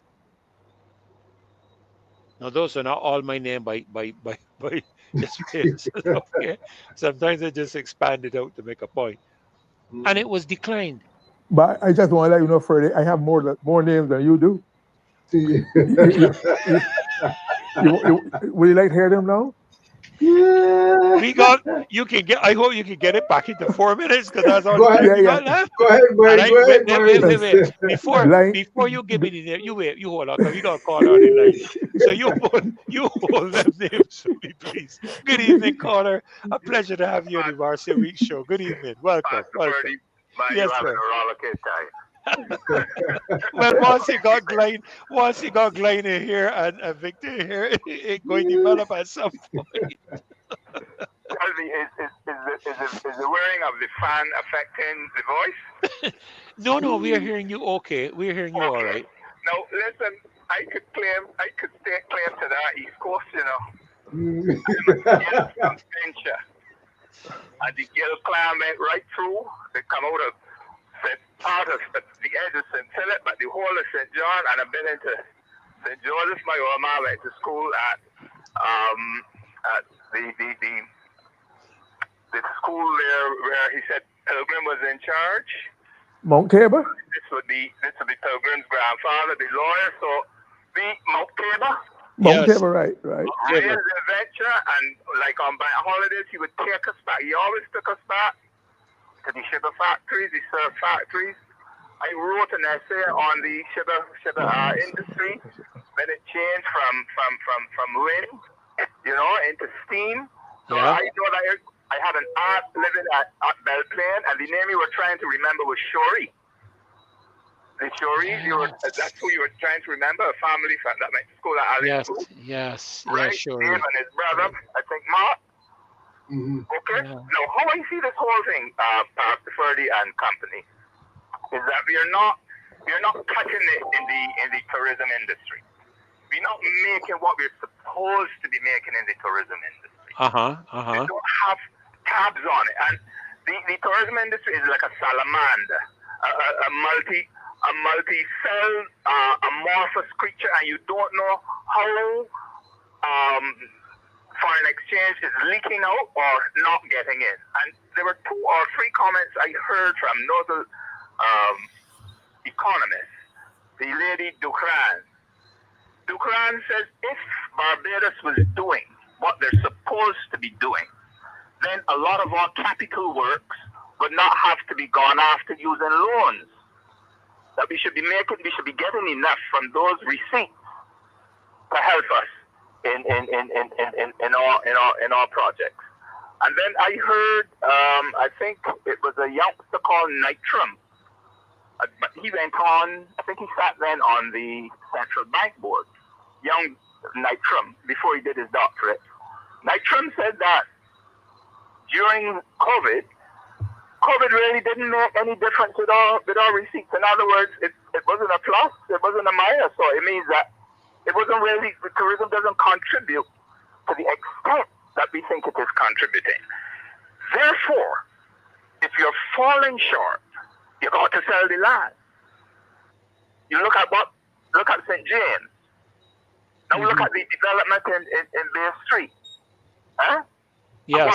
In St. Anne's Fort. Where are those people? Check it now in the peak of summer. The people from Britton Hill, Dayland, the Pine, because it's easy for them to come down, the city, Bank Hall, Bush Hall, China Village, all those people people go to Bay Street between the what used to be the old police station, Harbor Police Station, going right away back up to the hills, and that's where I learned to swim over there by the Holiday Inn. That's where I learned to swim. Okay, and you're gonna ask, where are these people going to go? You're gonna build parks inside and make them mountains? That makes me feel, makes me feel very ashamed of myself and my government. Yes. So if you can get the best price by cutting up, my old man told me he learned to surf in Bathsheba. Yes. And all of them, we go by our aunt. They will go in and talk, and we will go and pick top talks. Did your father foot surf? Pardon? Did your father foot surf? Fun surf? No, foot surf. You know, there was one time when they were doing the surf and they didn't have no surfboard. So, no, your man said to get a flat piece of board in your belly surf. Yes, a little piece of yeah. Easy. I didn't believe him. One time my oldest brother was here on holiday. And he said, Daddy, man, come, let's go beach. I bring your own trucks and everything. And I saw my old man do what you call a nice crawl out to the yacht. And the man wasn't going to the beach and keep him fit. And he did it easy and came back in. All right? So he knew if he could surf down there, which would pick up and soft, and he could surf any part of Barbados. All right? So let me tell you, I feel I still have relatives there, and there's a sense of humiliation. I saw a man look at Victor when Victor was carrying out his little campaign down there the other day. I went to him. I saw this scorn and disdain in which he looked at Victor. My stomach boiled. And to me, what are we going to leave behind? I call it the fifth generation. The first generation was my grandparents from both sides, made sure or did things to keep them out of generational poverty. And here is, they were the first, my parents the second, we the third, our offspring the fourth, and now there's a fifth generation. What are we going to leave for them? We don't want you bringing people in here and we are maids and gardeners and that's all the nonsense. It's going to choke us whether we approach it or not. It's going to choke us. There's no say in AI. AI is for countries who are heavily industrialized. You go to Europe, you go to Canada, and there are 10 industries or so that you could think of without blinking. Petrochemical, the fine chemical, the bulk chemical, the pharmaceutical, the aerospatial, the aeronautical. Then you come down to mining. You come down to the auto industry. Yeah, auto. Yep, I was thinking that. Electricity being generated by radioactive sources, nuclear. Therefore, there are jobs which are dangerous. Offshore drilling that you will. They've already started it. The Japanese use AI and robots for years.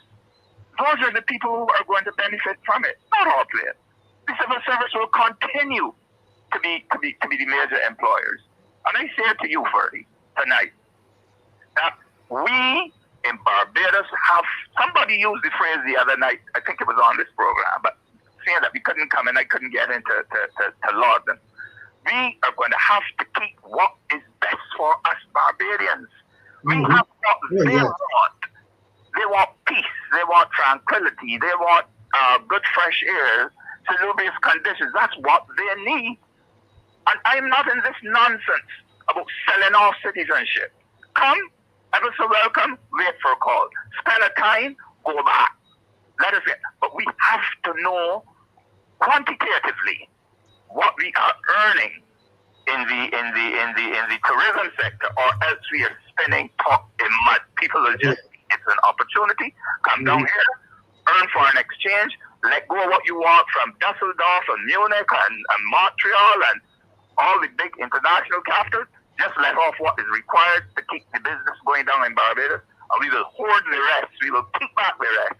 And it is manifest for yourself. Every road, major highway minor is in a state of dire disrepair. Yep. The road situation, the brick situation. Glyne would be able to tell you what you have to do coming up to estimate. Estimate is the time you hear it name. Estimate what you're going to spend in the coming year. You mean all of them bridges back down in St. Joseph? Same time. The whole situation has gotten away from us, Fergie. I don't want to help you, sure. Have a good night, and I hope that your family is getting over the problems that they had recently overseas. Yeah, we're still working on it. We're still working on it. But thank you so very much. Thank you so very much. Bereavement is not easy, Fergie. I went through that a 2 years ago, and I tell you, it takes long to get out of it.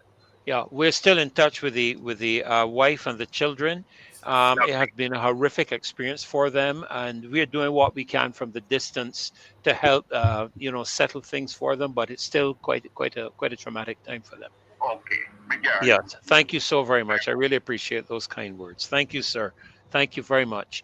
Guys, our time is gone. We are 6 minutes past 10. I'm tempted just to go a couple more minutes just to make sure there's nobody else that wants to call in and make any comments. But I was thinking something just now when the gentleman was speaking regarding how we were trained as children, gentlemen. We grew up with parents who taught us how to save, but nobody taught us how to invest. Nobody taught us how to invest. We were taught to save, and it's the people who are who are investing that are making a lot of money.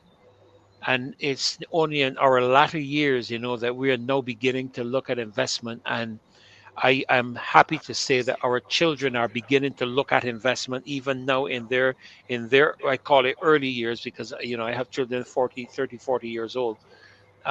They're beginning to look at investment, and it's something that as Barbadians I think we have to take a very serious look at and stop the idea of just savings, putting your money on a bank where you're hardly getting 0.0001% interest, and look at how you can invest it into, whether it's real estate or into something else that you can leave something for your children. Gentlemen, I'm going to give each one of you, starting with yourself, Victor, your final comments for the show, then followed by yourself, Glyne. And in the meantime, I'll just keep my eyes on the screen to make sure that nobody else calls in. So go right ahead with your final comments, Victor. Yeah, your closing comments. Let me say closing, not final. let me correct that word, please. Your closing comments. You want to get rid of me, man? I'm so sorry. So sorry. And Rose no choose to come back. Look, let me bring her in. Rose, it's so good to have you in for the closing segment, not the final, for the closing segment, and I will give you the last word. Okay, go ahead, Victor. Ladies first. I will give you the last word for tonight. Okay, ladies first. No, we can keep the best for last. Oh, the best for last. I can deal with that one. There we. Yeah, go ahead, Victor. Mr. Ferdinand, the pipes that are, and I am still not smelling you, though. I can only laugh, but we're having a rough time in St. Joseph, and I'm asking all it's the serious. It's serious. Hold on.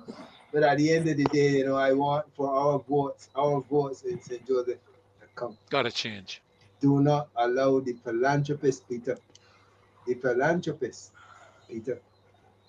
purchase your vote. Vote too cheap. Have a good night, people. Thank you, Victor. God bless you. Thank you so very much. Glyne? Yeah, I think next time I'm on, I will deal with that whole question of so-called philanthropy as a national undertaking, as a national industry. I myself have felt very unsettled about it. It's humiliating, it's embarrassing, it's not what we used to be. But my final comments would be, you promised you'd gone back to me, give you my. I was quite impressed when you rattled off your name, but I can do better than that. So my Wait, final wait, wait, comment wait, was, wait, wait, wait, wait, wait. Let me get my pen and get ready for this one. Let me get my pen and get ready for this you one. ready for this one? Wait, wait, wait, wait, wait. Hold on. Yeah, I got my pen. I got my pen. Okay. Okay, okay. It's All right, go ahead. Glyne, Salmon, Hyfester, Anderson, Washington, Augustus, Henderson, Seymour, De Courcy, Fitzgerald, Alexander Murray. You can't beat that. I put down the pen because I can't keep up with that one at all. I used to say that at Cormier at concerts. I used to pay to hear me recite those at Cormier when he was an entrepreneur, when he was a promoter. I used to make some fun of make some. Like, haven't had a chance to bring them out in a long time. So thank you very much for giving me the opportunity. You're most welcome, Glenn, and thank you so very much. You have to text me. You have to text me with that one so I can record it. Thank you. Have a But good night. good night. Thank you so Good night. much, Glenn, for being here. Rose, Rose disappeared. where Rose gone? But She's Rose back. was just here. She's back. Oh, right, right, Rose. Go ahead, Rose. You got this mic problem again. Oh yeah, no, well you don't fix this mic problem. You can hear me, us, but we can't hear you. You all got me crying. You can't hear me? Yeah, yeah, we can hear you now. We can hear you now. Yes, I said it These was guys got me backstage. crying. Thank you. It was backstage listening, and it was so interesting, the various conversations about what's going on. And we have to keep our eyes on things and our fingers on the pulse so that things don't get further out of hand. We'll do our best. But I want to encourage persons to get out to Carifest. This is your festival. It's your money that's being spent. It's your money that Go you're and going enjoy to it. have to pay back. As I said, we went through to hear Jonathan Butler yesterday at the gospel. We passed back through last night and only for a short while at Pan and Rhythm. It was packed out, Bajans like freeness. So they parked all the way down by the stadium and walked in. And I must say the atmosphere is good. And that's what makes it. The people, the skills, the music, the drama, the storytelling, the creatives make it. Let's encourage it. Let's experience it. And I must say too, the atmosphere is good. The people atmosphere, the marshals, the people on the ground. And I'm pleased to see a lot of young boys acting as marshals, and they were so kind and polite. And I asked one, you get him pay? And he gave me a look like, you think I'll be standing here and then pay me? Yeah, I can pay. So next time I go, I'm going to ask how much, Okay. right? How much? But do get out, people.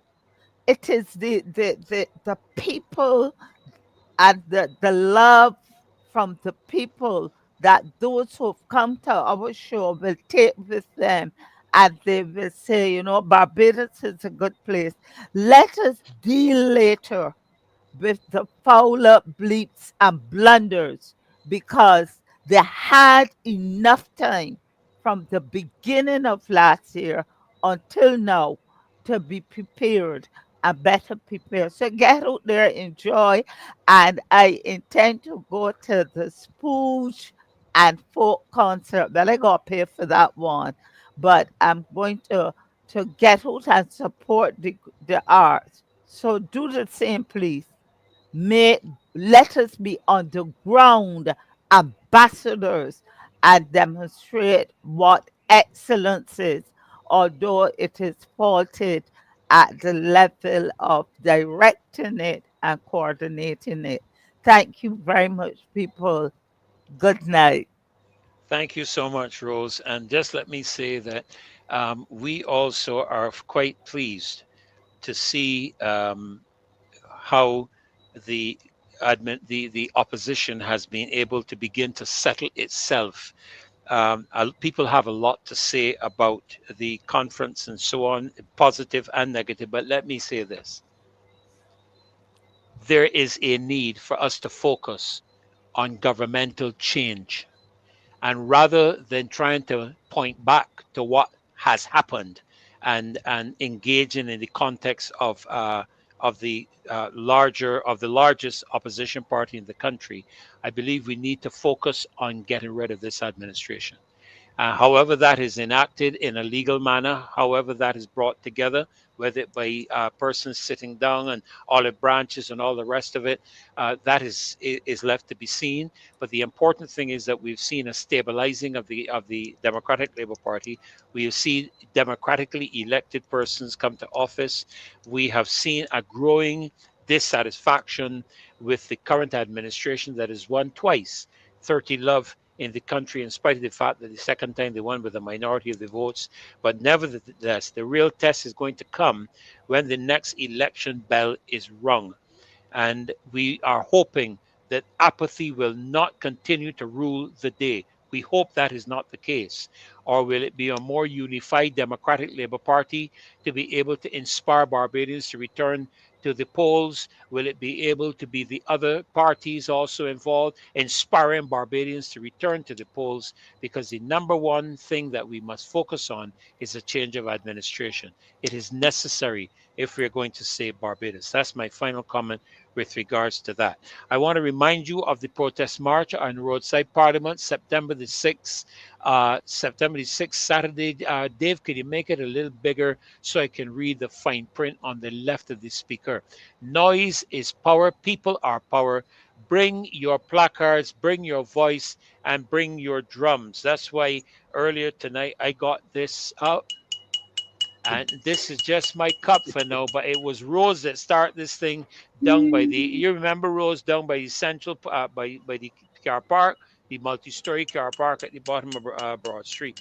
You're the person that started that. So I can make sure I bring my skillet and my noisemaker as well to keep a racket. So remind you of this the last time she called us noise. Bring it up, bring it back up, bring it back up. I want to read that. I want to read that. The last time she called us noise, the noise stopped the spy bill. Now we march against all the rush bills with no public consultation from Kensington Oval to Independence Square roadside parliament afterwards. September the 6th, Saturday. We look forward to you joining us as well. And just let me say, Rose, that I am okay with Jonathan Butler being your favorite, but I will still be one of the best tenor singers the world has ever had. But I will leave that. I will leave that. I will leave that. You had to get that in. Thank you all so very much for being here tonight, Rose, Glyne, always indeed. As Marcia says, Emma, educating, motivating, mobilizing, and agitating. Always an education in every one of these shows. And I'm deeply appreciative of the information that you all bring to help to educate us as Barbadians. So thank you all again on behalf of the loyal opposition for being here tonight. And loyal opposition, thank you for being here with us tonight as well, because without you, the shows could not be possible. Ask you to continue to keep our family in your prayers. My wife is still facing the challenges in terms of getting the funding put in place for her overseas operations that she needs to engage with, and also the family that lost their husband and father in Trinidad. We ask you to keep them in your prayers as well. And I wanted to say at the beginning of the show, so let me end with it, to say how thankful we are to God for how he has preserved us over the last few days by keeping some of those systems that could have been devastating from around our area. And I'm thankful that no island had any significant impact from either Ferdinand or the Erin, I think it was.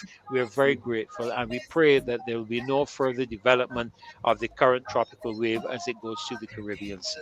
So good night to all of you. God bless you. Have a great, great remainder of your week. Good night. Let them all hear. If this is noise, then make more noise. Noise is power in us. Bring your drum, your whistle, your conch shell clear.